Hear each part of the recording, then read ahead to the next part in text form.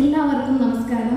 ഇന്നിവിടെ ക്ഷണം സ്വീകരിച്ച് എത്തിയിരിക്കുന്ന നിങ്ങളേവരെയും സ്വാഗതം ആശംസിക്കുക എന്നുള്ളതാണ് എൻ്റെ കർത്തവ്യം. ഭാരതീയ ക്രൈസ്തവ സഭയിലെ പ്രഥമ പരിശുദ്ധനും മലങ്കര ഓർത്തഡോക്സ് സുറിയാനി സഭയുടെ പ്രഥമ പ്രഖ്യാപിത പരിശുദ്ധനുമായ പരിമല മാർ ഗ്രിഗോറിയോസ് തിരുമേനിയുടെ 114 ഓർമ്മ പെരുന്നാളിനോടനുബന്ധിച്ച് ISM ഡിപ്പാർട്ട്മെന്റിലെ സഹായ സഹകരണത്തോടുകൂടി നടത്തുന്ന ആയുർവേദ മെഡിക്കൽ ക്യാമ്പിന്റെ ഉദ്ഘാടന ചടങ്ങിനായാണല്ലോ നമ്മളേവരും ഇന്നിവിടെ കൂടിയിരിക്കുന്നത്. നമ്മുടെ ഭാരതീയ വൈദ്യശാസ്ത്രമായ ആയുർവേദത്തിന് ഒരു വലിയ സ്ഥാനം നൽകി ആദരിച്ച് ഒരു പുതിയ വിഭാഗമായി സെന്റ് ഗ്രിഗോറിയസ് മെഡിക്കൽ മിഷൻ ഹോസ്പിറ്റലിൽ ആരംഭിക്കാൻ എല്ലാവിധ സഹായ സഹകരണങ്ങളും ചെയ്തു തന്ന നമ്മുടെ തിരുമേനിയുടെ സാന്നിധ്യം വളരെ വലിയൊരു അനുഗ്രഹമായാണ് ഞാൻ കാണുന്നത്.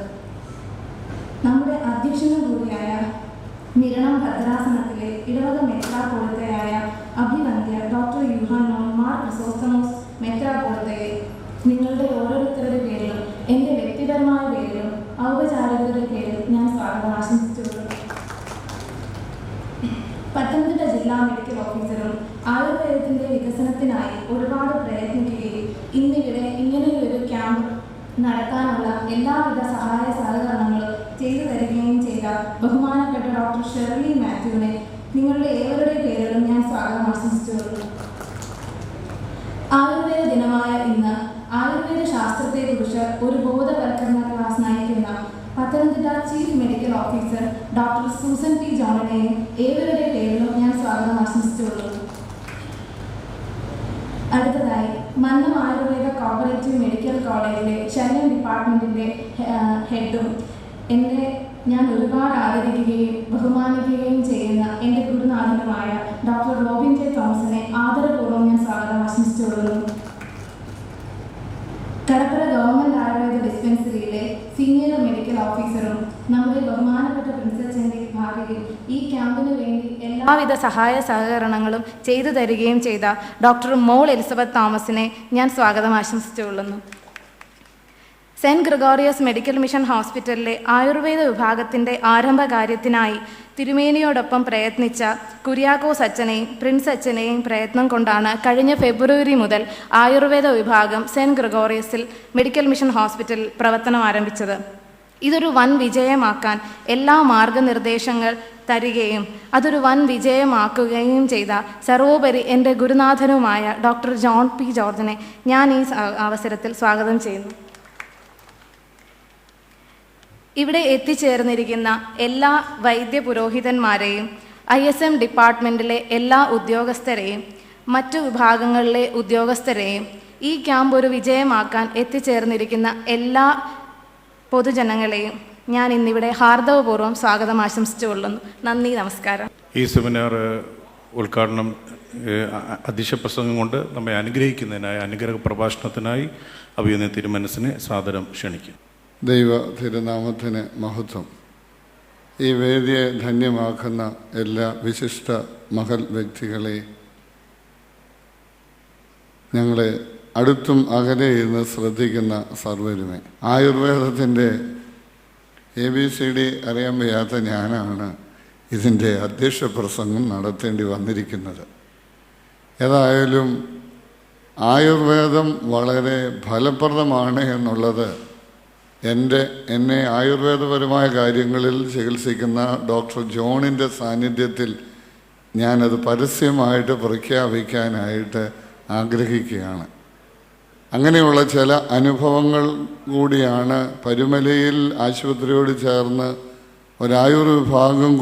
ആയുർവേദ വിഭാഗം കൂടി ഉണ്ടായാൽ കൊള്ളാമെന്ന് ഞങ്ങൾ ആഗ്രഹിക്കുകയും കൂട്ടായി ചിന്തിക്കുകയും അതിനുവേണ്ടി ഒരു ഡിപ്പാർട്ട്മെൻറ്റ് അവിടെ തുടങ്ങുകയും ചെയ്തത്. പരുമലയിൽ ഒരു ആയുർവേദ ഡിപ്പാർട്ട്മെൻറ്റ് ഉണ്ടെന്നുള്ളത് ഇപ്പോഴും അറിയാൻ വയ്യാത്ത അനേകർ ഈ പരുമലയിൽ തന്നെ ഉണ്ട്. അതിന് അത്രയും പബ്ലിസിറ്റി അങ്ങോട്ടായില്ല എന്നുള്ളൊരു കുറവുണ്ട്. ഏതായാലും എൻ്റെ വ്യക്തിപരമായ അനുഭവത്തിൽ അലോപ്പതി മരുന്നുകളേക്കാൾ കുറേ കൂടി ഒരുപക്ഷെ അത് ഫലപ്രദമായി തീരാൻ ഒരല്പസമയം എടുത്താലും പിന്നെ മലയാളിയെ സംബന്ധിച്ചിടത്തോളം ക്ഷമ എന്ന് പറയുന്നത് ഇല്ലാത്തത് കൊണ്ട് എടുകൊടുക്കെ ചോറും കറിയും എന്നുള്ളത് നമ്മുടെ ഒരു സംസ്കാരത്തിൻ്റെ ഭാഗമായി തീർന്നതുകൊണ്ടും നമുക്ക് ആയുർവേദത്തോട് ഒരല്പം അകൽച്ച തോന്നിയേക്കാം. വിദേശ രാജ്യത്ത് അലോപ്പതി രംഗം കൈവിട്ട വ്യക്തികൾ ഈ ആയുർവേദ ചികിത്സയിൽ കൂടി ശരിയായി അവർക്ക് മുന്നോട്ട് നടക്കാനും എടുക്കാനും ഒക്കെ പോകുന്നത് ഞാൻ എൻ്റെ ജീവിതയാത്രയിൽ നേരിട്ട് കണ്ടിട്ടുള്ള അനുഭവമാണ്. അപ്പോൾ ഈ ഒരു സംരംഭത്തെ കുറേ കൂടി ഒന്ന് ജനകീയവൽക്കരിക്കുവാനും ബോധവൽക്കരിക്കുവാനും വേണ്ടി ഈ പെരുന്നാളിനോട് അനുബന്ധിച്ച് നടത്തുന്ന ഈ ശ്രമം വിജയകരമായി തീരട്ടെ എന്ന് പ്രാർത്ഥിച്ചുകൊണ്ട് ഞാൻ എൻ്റെ വാക്കുകൾ ഇവിടെ ഉപസംഹരിക്കുന്നു. ഈ സെമിനാറിൻ്റെ ഔദ്യോഗിക ഉദ്ഘാടനത്തിനായി ഭാരതീയ ചികിത്സാ വകുപ്പ് പത്തനംതിട്ടയുടെ മേധാവിയായിരിക്കുന്ന ബഹുമാന്യയായ Susan John doctor Shirley John ഡോക്ടറെ സാദരം ക്ഷണിച്ചുകൊള്ളും. അഭിവന്ദ്യനായ തിരുമേനി, വേദിയിലും സദസ്സിലുമുള്ള എല്ലാവരുമേ ഏവർക്കും നമസ്കാരം. ദീപം കത്തിച്ച നമ്മുടെ ആയുർവേദ ദിനത്തിലെ ഈ ഇവിടുത്തെ ആയുർവേദ മെഡിക്കൽ ക്യാമ്പിൻ്റെ ഉദ്ഘാടനം നിർവഹിച്ചിരിക്കുകയാണ് അഭിവന്ദ്യനായ തിരുമേനി. ഇന്ന് ഒരു ആദ്യമായി നമ്മുടെ ദേശീയ ആയുർവേദ ദിനം എന്ന് കേന്ദ്ര ഗവൺമെൻറ് പ്രഖ്യാപിച്ചൊരു ദിവസമാണ്. ഇന്ന് രാവിലെ മുതൽ തന്നെ ദേശീയ ആയുർവേദ ദിനവുമായി ബന്ധപ്പെട്ട വിവിധ പരിപാടികളിൽ പങ്കെടുത്ത ശേഷമാണ് എനിക്കിവിടെ എത്തിച്ചേരാൻ സാധിച്ചത്. അതുകൊണ്ടാണ് ഒരല്പം താമസിച്ചത്. എല്ലാവരോടും അതിന് പ്രത്യേകം ക്ഷമ ചോദിക്കുന്നു. പത്തനംതിട്ട നമ്മളൊരു ഓട്ടം സംഘടിപ്പിച്ചു. അതായത് പ്രമേഹത്തിൽ നിന്ന് ഓടി അകലാം എന്നുള്ളതായിരുന്നു നമ്മുടെ ഈ വർഷത്തെ വിഷയം. പ്രമേഹം, രോഗചികിത്സ അല്ലെ പ്രതിരോധം എല്ലാം ആയുർവേദത്തിലൂടെ എന്നുള്ള വിഷയത്തിന് പ്രാധാന്യം കൊടുത്തുകൊണ്ടുള്ള പരിപാടികളാണ് ഇന്നത്തെ ദിവസം നമ്മൾ സംഘടിപ്പിച്ചിരുന്നത്. അപ്പോൾ അതിനകത്തെ വ്യായാമത്തിൻ്റെ പ്രാധാന്യം പൊതുജനങ്ങൾക്ക് മനസ്സിലാക്കി കൊടുക്കുന്നതിനുള്ളൊരു ഓട്ടമാണ് പത്തനംതിട്ടയിൽ സംഘടിപ്പിച്ചത്. അത് വളരെ വിജയകരമായി പൂർത്തീകരിച്ചു. അതിനുശേഷം ജില്ലാതല ഉദ്ഘാടനം ജില്ലാ ആയുർവേദ ആശുപത്രി അയിരൂരിൽ അതിൻ്റെ ഒരു ഉദ്ഘാടനം ഉണ്ടായിരുന്നു. അപ്പോൾ ഈ വർഷം നമുക്ക് പ്രമേഹത്തിന് പ്രത്യേകമായ 3 ഔഷധങ്ങളെ പരിചയപ്പെടുത്തി അതിൻ്റെ പ്രൊമോഷൻ, അതിൻ്റെ ഉപയോഗക്രമമൊക്കെ പൊതുജനങ്ങൾക്ക് പറഞ്ഞു കൊടുക്കുന്നതിൻ്റെ ഭാഗമായിട്ട് നെല്ലിക്ക, മഞ്ഞൾ, ചിറ്റമൃത് ഈ 3 ഔഷധങ്ങളെ പറ്റിയുള്ള ക്ലാസ്സുകളും ബോധവൽക്കരണ ക്ലാസ്സുകളും ഇപ്പോൾ തന്നെ നടന്നുകൊണ്ടിരിക്കുന്നു. അപ്പോൾ ഈ 3 ഔഷധങ്ങളെ നട്ടുപിടിപ്പിക്കുന്നതിനും അതിൻ്റെ പ്രചാരണം വർദ്ധിപ്പിക്കുന്നതിനുമുള്ള പ്രവർത്തനങ്ങൾ ഭാരതീയ ചികിത്സാ വകുപ്പ് നടത്തിക്കൊണ്ടിരിക്കുന്നു. അപ്പോൾ ഈ നേരത്തെ പണ്ട് കാലത്തൊക്കെ നമ്മൾ ധാരാളമായിട്ട് നെല്ലിക്കയൊക്കെ കഴിക്കുന്നത്, ഇപ്പോഴത്തെ കുട്ടികളങ്ങനെ കഴിക്കുമെന്ന് എനിക്ക് സംശയമാണ്.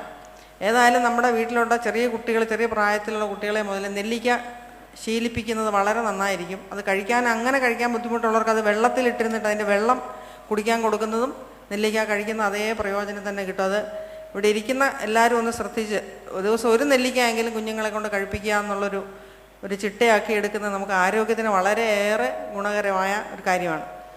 അതുപോലെ ഈ ഇത്തരം ഔഷധ ചെടികൾ നമ്മുടെ വീടിൻ്റെ മുറ്റത്ത് നടാൻ പറ്റുന്ന ഔഷധ ചെടികൾ നട്ട് അതിനെ പ്രൊമോട്ട് ചെയ്യുകയും രോഗം വരാതിരിക്കാൻ ചെറിയ ചെറിയ വീട്ടുമരുന്നുകളൊക്കെ നമുക്ക് കുറച്ച് പേർക്കൊക്കെ എങ്കിലും അറിയാം. അത് തന്നെ നമുക്കെങ്ങനെ വ്യാപകമാക്കാം എന്നുള്ള കാര്യത്തിൽ എല്ലാവരുടെയും ശ്രദ്ധ ഉണ്ടാവുകയും ചെയ്യുക. അതാണ് ഇന്നത്തെ ആയുർവേദ ദിനത്തിലെ നമ്മുടെ ഏറ്റവും പ്രധാനപ്പെട്ട ഒരു വിഷയം. പിന്നീട് ഇവിടെ ഈ പരുമലയിലെ ക്യാമ്പിനെ പറ്റി പറയുകയാണെങ്കിൽ നമ്മളിത് മൂന്നാം വർഷമാണ് ഇവിടെ പരുമലയിൽ ആയുർവേദ ഒരു മെഡിക്കൽ ക്യാമ്പ് തുടർച്ചയായിട്ട് നടത്തുന്നത്. അതിൻ്റെ തുടക്കം എന്ന് പറയുന്നത് നമ്മുടെ പ്രിൻസച്ചൻ്റെ കൊച്ചമ്മയോട് ചോദിച്ചു, നിങ്ങൾക്ക് ഇവിടെ നടന്നു വരുന്നവർക്ക് ഒരു കാലേ വേദനയ്ക്ക് പരട്ടാൻ ഒരു ബാമെങ്കിലും കൊടുക്കാൻ നിങ്ങളുടെ ഡിപ്പാർട്ട്മെൻറ്റിന് പറ്റത്തില്ലെന്ന് ഉള്ളൊരു ചിന്തയിൽ നിന്നാണ് നമ്മുടെ ഈ മെഡിക്കൽ ക്യാമ്പ് ഇത്ര വിപുലമായിട്ട് നമുക്ക് നടത്താൻ പറ്റിയത്.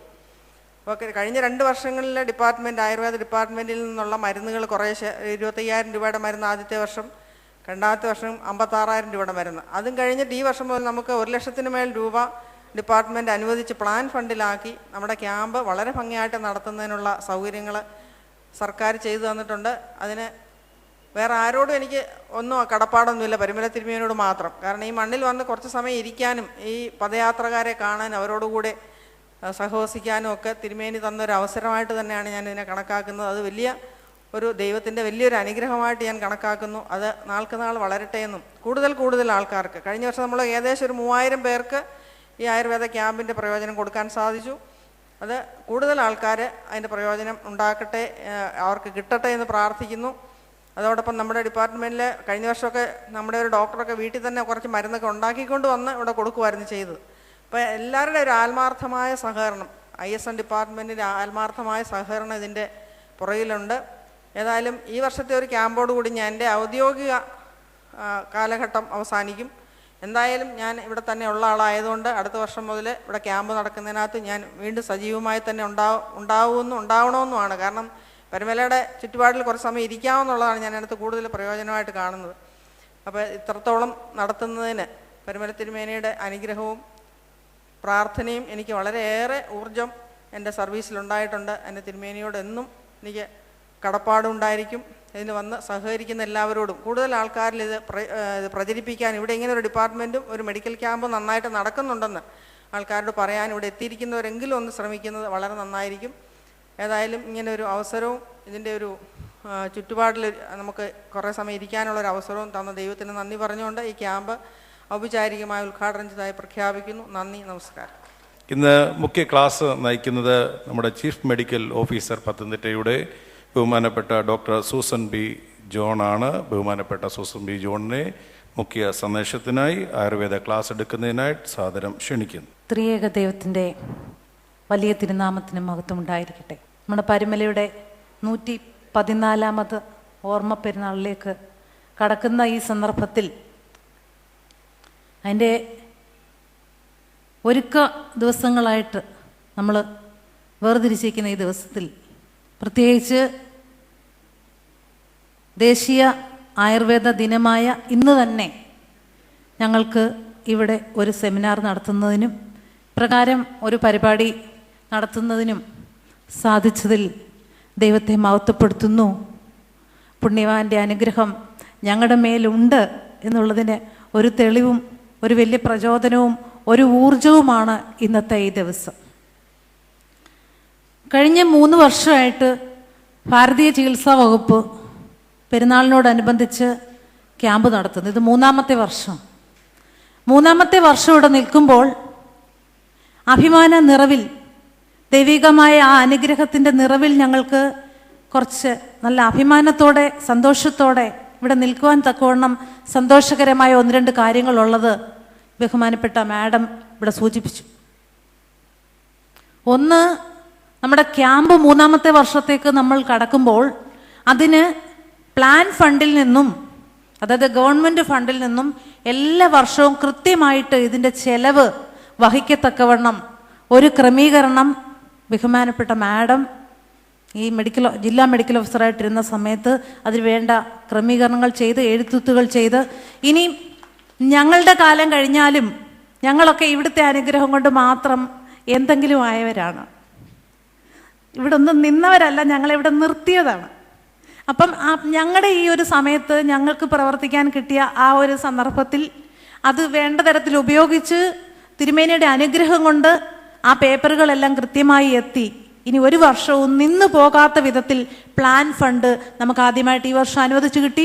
അതിനുള്ള പ്രത്യേക സന്തോഷം പ്രത്യേക മാഡത്തിനോട് അറിയിക്കുന്നതോടൊപ്പം ഇവിടുത്തെ തൃപ്പാദത്തിൽ ഞങ്ങൾ ആദ്യമേ ഞങ്ങളുടെ ആ ഒരു സന്തോഷം വയ്ക്കുകയാണ്. രണ്ടാമത്, ഒരു വർഷത്തെ ക്യാമ്പ് കഴിഞ്ഞ് 2ാമത്തെ വർഷത്തെ ക്യാമ്പ് ആയപ്പോൾ തന്നെ പരുമലയിൽ നമ്മളുടെ സെൻറ്റ് ഗ്രിഗോറിയോസ് ഹോസ്പിറ്റലിൽ ആയുർവേദത്തിൻ്റെ ഒരു വിങ് തുടങ്ങുന്നതിന് നമുക്ക് സാധിച്ചു. അതും നമ്മുടെ കേരളത്തിലെ ഏറ്റവും പ്രഗത്ഭനായ സംസ്ഥാന സർക്കാരിൻ്റെ ഏറ്റവും നല്ല ഡോക്ടർക്കുള്ള അവാർഡ് നേടിയ ഞങ്ങളുടെയൊക്കെ ഗുരുവായ, ഞങ്ങളുടെ ആത്മീകവും ലൗകികവും എല്ലാം ഈ ചികിത്സാ സംബന്ധമായ എല്ലാ തരത്തിലുമുള്ള ഗുരുവായ ജോൺ സാറിൻ്റെ നേതൃത്വത്തിൽ തന്നെ അത് ആരംഭിക്കാൻ സാധിച്ചത് അത് വലിയൊരു തുടക്കമാണ്. അത് വളരും, തീർച്ചയായിട്ടും അത് വളർന്ന് വലിയൊരു സംഭവമാകുന്നുള്ളതിന് യാതൊരു സംശയവുമില്ല. 3ാമത്തെ കാര്യം ഞാൻ ആദ്യമേ പറഞ്ഞു, ദേശീയ ആയുർവേദ ദിനമായ ഇന്ന് തന്നെ ഈ സെമിനാർ ഇവിടെ നടത്താൻ സാധിച്ചതിലുള്ള സന്തോഷം. അങ്ങനെ 3 ആഗ്രഹം ഇവിടെ സാക്ഷാത്കരിച്ചിരിക്കുകയാണ്. ഇനി ഒരാഗ്രഹം കൂടെ എൻ്റെ മനസ്സിൽ ഇങ്ങനെ കിടപ്പുണ്ട്. അതിപ്പോൾ ഞാൻ പറയുന്നില്ല, എൻ്റെ ക്ലാസ്സിൻ്റെ അവസാനം ഞാൻ ആഗ്രഹം പറയാം. ഒരാഗ്രഹം കൂടെ സാക്ഷാത്കരിക്കാനായിട്ട് ഇങ്ങനെ കിടപ്പുണ്ട്. അത് അവസാനം പറയാമെന്ന് ഞാൻ ഉദ്ദേശിക്കുക. പ്രിയമുള്ളവരെ, സൗരയൂഥത്തിലെ ചലനാത്മകമായ ഒരു ഗ്രഹമാണ് ഭൂമി എന്ന് പറയുന്നത്. ആയിരക്കണക്കിന് വർഷങ്ങൾക്ക് മുമ്പ് ജീവൻ്റെ അംശം ഇവിടെ ഉണ്ട്. വൃക്ഷലതാദികൾ, പക്ഷി മൃഗാദികൾ, മനുഷ്യർ, ഏകകോശ ജീവികൾ, ബഹുകോശ ജീവികൾ എന്നിങ്ങനെ എല്ലാ തരത്തിലുള്ള ജീവജാലങ്ങളും നിറഞ്ഞ ഒരു ഭൂമിയാണ് കാലങ്ങളായി കാലാകാലങ്ങളായിട്ട് ഇതിങ്ങനെ വന്നുകൊണ്ടിരിക്കുന്നത്. നമുക്കറിയാം, ഈ ലോകത്തിൽ ജീവിക്കുന്ന എല്ലാ ജീവികളും അതിൻ്റെ ജനിക്കുമ്പോൾ മുതൽ അത് ജനിച്ച പ്രകൃതിയുമായിട്ട് ബന്ധപ്പെട്ടുള്ള ഒരു ജീവിതമാണ് പോയിക്കൊണ്ടിരിക്കുന്നത്. പ്രകൃതിയുമായിട്ട് ബന്ധപ്പെട്ട് സസ്യങ്ങൾ, വൃക്ഷലതാദികൾ, പക്ഷി മൃഗാദികൾ, മനുഷ്യരെല്ലാം ഇങ്ങനെ കഴിഞ്ഞു വരുന്നു. നമുക്ക് ശ്രദ്ധിച്ച് നോക്കിയാൽ മനസ്സിലാക്കാം അതിനൊരു സന്തുലനാവസ്ഥയുണ്ട്. അത് ഈ പക്ഷികൾക്കായാലും വൃക്ഷങ്ങൾക്കായാലും മനുഷ്യർക്കായാലും എല്ലാം ആൺ പെൺ ഏതാണ്ട് ഒരു സമമാണ്. നമ്മളാരും കൺട്രോൾ ചെയ്തതോ നമ്മളാരും വിചാരിച്ച പോലും അല്ല, ഏതാണ്ട് ആൺ പെൺ ആ ഒരു സന്തുലനാവസ്ഥ തുല്യമാണ്. ചില രാജ്യങ്ങളിലോ ചില സംസ്ഥാനങ്ങളിലോ ഒരു നേരിയ ശതമാനം വ്യത്യാസം വരുമെങ്കിലും ഏറെക്കുറെ എല്ലാം തുല്യം. ഏതെങ്കിലും ഒരു വർഷം പെൺകുട്ടികൾ മാത്രം ജനിക്കുന്ന ഒരു പ്രതിഭാസമില്ല. ഏതെങ്കിലും ഒരു മാസം ആൺകുട്ടികൾ മാത്രം ജനിക്കുന്ന ഒരു പ്രതിഭാസമില്ല. ഏതെങ്കിലും ഒരു ദിവസം പെൺകുട്ടികൾ മാത്രം ജനിക്കുന്നു, അങ്ങനെ ഒരു പ്രതിഭാസം വൃക്ഷങ്ങളിലോ പക്ഷികളിലോ മനുഷ്യരിലോ ഇല്ല. ഒരു സന്തുലനാവസ്ഥയിൽ പ്രകൃതിയും മനുഷ്യനുമായി ഒരു ബന്ധം നിലനിന്ന് പോന്നിരുന്നു. ജനിക്കുന്ന നിമിഷം മുതൽ ഈ പ്രകൃതി തന്നെ അവനെ ജീവിക്കുവാനും പ്രതികൂല സാഹചര്യങ്ങളെ ചെറുത്തു തോൽപ്പിക്കുവാനും പ്രതിസന്ധികൾ തളരാതെ മുന്നോട്ട് പോകാനും ഉള്ള ശക്തി തന്നിട്ടുണ്ട്. മനുഷ്യ ശരീരം ഒരു അത്ഭുത വസ്തു തന്നെയാണ്. നമുക്ക് നോക്കിയാൽ അറിയാം, രണ്ടറ്റവും തുറന്ന ഒരു കുഴലാണെന്ന് വേണമെങ്കിൽ പറയാം. മനുഷ്യ ശരീരം ഒരു അത്ഭുത വസ്തുവാണ്. അപ്പം അതുപോലെ ഓരോ ജീവജാലങ്ങൾക്കൊക്കെയും ആരോഗ്യ പ്രശ്നങ്ങളില്ലെന്ന് തോന്നുന്നുണ്ടോ? ശാരീരിക മാനസിക പ്രശ്നങ്ങൾ ജീവനുള്ള എല്ലാ കോശങ്ങൾക്കും ഉണ്ട്. അപ്പം ഇതിനെയൊക്കെ ചെറുത്തു തോൽപ്പിക്കാനും പ്രതിരോധിക്കാനുമുള്ള ഒരാർജവം അവരവരുടെ ശരീരത്തിന് തന്നെ ഉണ്ട്. ഇത് മനസ്സിലാക്കിയായിരുന്നു നമ്മളുടെ കഴിഞ്ഞ തലമുറ വരെയുള്ള നമ്മളുടെ പൂർവികരും ഇപ്പോൾ മറ്റ് ജീവജാലങ്ങളും അതേ രീതിയിലാണ് പോകുന്നത്. കാരണം എന്തെങ്കിലും ഒരു പ്രതിസന്ധി വന്നാൽ അതിനെ ശാരീരിക ശക്തി കൊണ്ട് ചെറുത്ത് തോൽപ്പിക്കുക. ആ ശാരീരിക ശക്തി തിരിച്ചറിയുക എന്നുള്ളതാണ് ഏറ്റവും വലിയ കാര്യം. മൃഗങ്ങളായാലും അറിയാൻ, പ്രസവിച്ച് വീണാൽ അവിടെ കിടക്കും. 2 തട്ടും 2 കൊട്ടും ഒക്കെ കൊടുക്കുമ്പോൾ പതിയെ എഴുന്നേൽക്കും. അപ്പം ആ പ്രതിസന്ധികളിൽ പതിയെ ഊർജം നേടിക്കൊണ്ട് അതങ്ങനെ ശാരീരികമായിട്ട് ജീവിച്ചു പോകുന്ന ഒരവസ്ഥയാണ് കാണുന്നത്. എന്നാൽ ഇന്ന് മനുഷ്യരോ എന്ന് നമ്മൾ ചിന്തിക്കുമ്പോൾ ഇതിന് മറ്റൊരു വശം കൂടുണ്ട്. കഴിഞ്ഞ ആയിരക്കണക്കിന് വർഷങ്ങൾക്ക് അല്ലെ നൂറുകണക്കിന് വർഷങ്ങൾ കൊണ്ട് നമ്മൾ നേടിയെടുത്ത ശാസ്ത്ര നേട്ടങ്ങൾക്ക് ഒക്കെ ഭയങ്കര ഒരു കുതിച്ചുചാട്ടമാണ് കഴിഞ്ഞ ഒരു 25-30 വർഷം കൊണ്ട് നമ്മുടെ സമൂഹത്തിലുണ്ടായിരിക്കുന്നത്. നമുക്ക് അപ്രാപ്യമെന്നോ നമുക്ക് മനുഷ്യന് സാധിക്കുമെന്നോ പോലും വിചാരിക്കാത്ത എല്ലാ കാര്യങ്ങളും മനുഷ്യൻ അവൻ്റെ കൈപ്പിടിയിലാക്കി. ശാസ്ത്രം എത്ര അതിവേഗമാണ് വളരുന്നത്. ഓരോ കാര്യങ്ങളും അനുനിമിഷം വളർന്നുകൊണ്ടേയിരിക്കുകയാണ്. ആരോഗ്യരംഗവും അതിഭയങ്കരമായിട്ട് വളരുകയാണ്. നിങ്ങൾക്ക് പ്രിയപ്പെട്ടവർക്ക് നമുക്ക് ചിന്തിച്ചാൽ മനസ്സിലാകും, കഴിഞ്ഞ 25-30 വർഷം മുമ്പ് നമ്മുടെ നാട്ടിലുണ്ടായിരുന്ന ആരോഗ്യ സ്ഥാപനങ്ങൾ എത്ര, ഇന്നോ? പണ്ട് നമുക്കൊരു മിഷൻ ഹോസ്പിറ്റലിലെ തിരുവല്ലയിൽ ഉണ്ടായിരുന്നുള്ളൂ എന്നാണ് എനിക്ക് തോന്നുന്നത്, ഈ അടുത്ത പ്രദേശത്ത്. അപ്പം അതിൻ്റെ സ്ഥാനത്ത് ഇന്ന് ഒത്തിരി വലിയ സൂപ്പർ സ്പെഷ്യാലിറ്റി ഹോസ്പിറ്റലുകൾ നമുക്ക് ചുറ്റും ദിവസം ഉയരുകയാണ്. അപ്പം ആരോഗ്യരംഗവും അതിഭയങ്കരമായിട്ട് വളരുകയാണ്. എന്നാൽ ഈ വളർച്ചയുടെ എല്ലാ രംഗത്തുമുള്ള വളർച്ച, സയൻസ് വളർന്നു, ജീവശാസ്ത്രം വളർന്നു, മനുഷ്യശാസ്ത്രം വളർന്നു, ആരോഗ്യം എല്ലാ മേഖലയിലും നമുക്കറിയാം. ചുറ്റും നോക്കിയ ബാങ്കിങ് മേഖലയിൽ പോലും പണ്ട് നമ്മൾ ബാങ്കിൽ പോയ പോലാണോ ഇപ്പോൾ? ഒന്നുമല്ല, ആകെപ്പാടെ മാറിക്കഴിഞ്ഞു, മൊത്തം സംവിധാനങ്ങൾ മാറി. പക്ഷെങ്കിൽ ഈ കുതിച്ചു ചാട്ടത്തിന് വിറകെ മനുഷ്യൻ പോയപ്പോൾ അവന് കൈവിട്ടു പോയ ഒരു രംഗമാണ് അവൻ്റെ ആരോഗ്യം. ഈ നേട്ടങ്ങളുടെ എല്ലാം തിരിച്ചടി മനുഷ്യന് ലഭിച്ചത് ഈ ആരോഗ്യ രംഗത്ത് മാത്രമാണ്. ഇത് പറയുമ്പോൾ നിങ്ങൾ ചിലരെങ്കിലും ചിന്തിക്കും, നമുക്ക് എന്തെല്ലാം സംവിധാനങ്ങളുണ്ടെന്ന്. നമുക്ക് രോഗം വന്നാൽ ചികിത്സിക്കാൻ ഇഷ്ടം പോലെ സ്ഥാപനങ്ങളുണ്ട്. എവിടെ പോകണമെന്ന് നമുക്ക് കൺഫ്യൂഷനാണ്, ഏത് ഡോക്ടറെ കാണുമെന്ന് കൺഫ്യൂഷനാണ്. എന്നാൽ രോഗം വരാത്ത ഒരു തലമുറയെ വാർത്തെടുക്കുവാൻ നമ്മുടെ ശാസ്ത്ര നേട്ടങ്ങൾക്കായോ എന്ന് ഒരു നിമിഷം നാം ചിന്തിക്കണം. നമ്മൾ വളർന്നപ്പോൾ ആരോഗ്യരംഗം തളർന്നു എന്ന് വേണമെങ്കിൽ പറയാം. അതാണ് സംഭവിച്ചത്. ആധുനിക വൈദ്യശാസ്ത്രത്തെ പറ്റി പറയുമ്പോൾ അനേക രാജ്യങ്ങളിൽ അനേകം വിഭാഗങ്ങളിൽ physics, chemistry, biology, computer, robotics, അങ്ങനെ എത്രയെല്ലാം വിഭാഗങ്ങളുടെ ഒത്തുചേർന്നുള്ള ഒരു നേട്ടമാണ് ആധുനിക വൈദ്യശാസ്ത്രത്തിൽ രോഗനിർണയത്തിലും ചികിത്സാ സംവിധാനത്തിലും ഇന്നുണ്ടായിരിക്കുന്നത്. എന്നാൽ രോഗമില്ലാത്ത ഒരു തലമുറയെ വാർത്തെടുക്കുവാൻ തക്കവണ്ണമുള്ള ഒരു കണ്ടുപിടുത്തവും ഇതുവരെ നടന്നിട്ടില്ല എന്ന് വേണമെങ്കിൽ പറയാം. അല്ലെങ്കിൽ ആ തരത്തിലുള്ള ഒരു വളർച്ചയല്ല, അല്ലെങ്കിൽ ആ തരത്തിലുള്ള ഒരു പോക്കല്ല ഇപ്പോൾ നമ്മൾ കാണുന്നത്. ആയുർവേദ ശാസ്ത്രത്തെ പറ്റി ചിന്തിക്കുമ്പോൾ ഇത് നേരെ വിപരീതമാണ്. അതാണ് ഇതിൻ്റെ പ്രത്യേകത. ആയുർവേദ ശാസ്ത്രത്തെ നമ്മൾ നോക്കുമ്പോൾ ചികിത്സയ്ക്ക് ഒപ്പമോ അല്ലെങ്കിൽ അതിലൊരു പടി മുകളിലോ ആയിട്ട് മനുഷ്യൻ്റെ അല്ലെ ജീവജാലങ്ങളുടെ ആരോഗ്യം സംരക്ഷിച്ച് ആരോഗ്യശീലങ്ങൾ അവനെ കൊണ്ട് പാലിപ്പിച്ച് നല്ല ആരോഗ്യം നേടി രോഗത്തെ വരാതെ അവൻ്റെ ശരീരത്തെ എങ്ങനെ സൂക്ഷിക്കാം, എങ്ങനെ ജീവിക്കാം എന്നാണ് ആയുർവേദ ശാസ്ത്രം പഠിപ്പിക്കുന്നത്. ഇന്നും നമ്മുടെ സമൂഹം ഈ വളരെ അടുത്ത സമയത്തായിട്ട് നമ്മളൊന്ന് തിരിഞ്ഞു ചിന്തിക്കാൻ തുടങ്ങിയിട്ടുണ്ട്. എങ്ങനെ ആരോഗ്യത്തോടെ ജീവിക്കാൻ പറ്റും? അപ്പോഴാണ് ആയുർവേദ ശാസ്ത്രത്തിൻ്റെ പ്രസക്തി ഇന്ന് കുറച്ചുകൂടെ ആഗോള വ്യാപകമായിട്ട് നമ്മൾ വളർന്നിട്ടുള്ളതും നമ്മൾ ചിന്തിക്കുന്നതും. അതിൻ്റെയൊക്കെ ഭാഗമായിട്ട് നമുക്ക് കാണാം ഇന്നത്തെ ഈ ഒരു പരിപാടി. ചികിത്സിക്കലല്ല, ചികിത്സ വേണ്ടാതിരിക്കലാണ് ആരോഗ്യം എന്ന് പറയുന്നത്. എന്ത് രോഗത്തിനും നമുക്ക് ചികിത്സയുണ്ട്, അതല്ല ആവശ്യം. നമുക്കറിയാം ഈ അടുത്ത സമയത്തായിട്ട് ഏറ്റവും കൂടുതൽ ആളുകൾ ബുദ്ധിമുട്ടുന്നത് ജീവിതശൈലി രോഗങ്ങളാണ്. അതായത് നമ്മുടെ ജീവിതത്തിൽ ഈ കഴിഞ്ഞ കാലത്തായിട്ട് നമ്മൾ അനുഭവിക്കാൻ തുടങ്ങിയ സുഖസൗകര്യങ്ങൾ കൂടിയതുകൊണ്ട് നമ്മൾ വില കൊടുത്ത് വാങ്ങിച്ച കുറേ രോഗങ്ങളാണ് നമുക്ക് ഇന്ന് കൂട്ടായിട്ടുള്ളത്. ഏറ്റവും കൂടുതൽ ആൾക്കാർ ചികിത്സിക്കാൻ പോകുന്നതും ആ രോഗത്തിനാണ്. ഇന്ന് ഈ ദേശീയ ആയുർവേദ ദിനത്തിലും ഇന്ന് കൂടുതലായിട്ട് നമ്മൾ ബോധവൽക്കരണം നടത്തുന്നത് പ്രമേഹം എന്ന് പറയുന്ന രോഗത്തെ പറ്റിയാണ്. ജീവിതശൈലി രോഗങ്ങൾ എന്ന് പറയുമ്പോൾ പല രോഗങ്ങൾ വരും. പ്രമേഹം വരും, രക്തസമ്മർദ്ദം വരും, നമ്മൾ കൊളസ്ട്രോൾ എന്ന് പറയുന്ന രക്തത്തിലെ കൊഴുപ്പിൻ്റെ അംശം കൂടുന്ന ഇത് വരും, സ്പോണ്ടിലോസിസ് വരും, അനേകം രോഗങ്ങളുണ്ട്. ഇതൊക്കെയും അടുത്ത കാലത്ത് നമ്മുടെ സുഖസൗകര്യങ്ങൾ കൂടിയതുകൊണ്ട് നമ്മൾ നേടിയെടുത്ത രോഗങ്ങളാണ്. ഇന്ന് പ്രധാനമായിട്ട് നമ്മൾ പ്രമേഹത്തെ പറ്റിയാണ് നമ്മൾ ചിന്തിക്കാൻ ആഗ്രഹിക്കുന്നത്. അപ്പം ഈ പ്രമേഹത്തെ പറ്റി ചിന്തിക്കുമ്പോൾ അനുബന്ധമായിട്ടുള്ള ഈ രക്തസമ്മർദ്ദവും ഈ പറഞ്ഞ കൊളസ്ട്രോൾ എന്ന് പറയുന്ന രോഗവും ഇതൊക്കെയും ഇതോട് ചേർന്ന് നിന്ന് നമുക്ക് ചിന്തിക്കാവുന്നതാണ്. അപ്പം ഇതിന്നൊരു കോമൺ ആയിട്ട് വന്നിരിക്കുകയാണ്. 20 വയസ്സിന് മേളിൽ മുതൽ നമുക്ക് പലരിലും പ്രമേഹ രോഗം കാണാം. പ്രമേഹം ഉണ്ടെന്ന് പറയുന്നത് നമുക്കൊരു പുതുമയുമല്ല.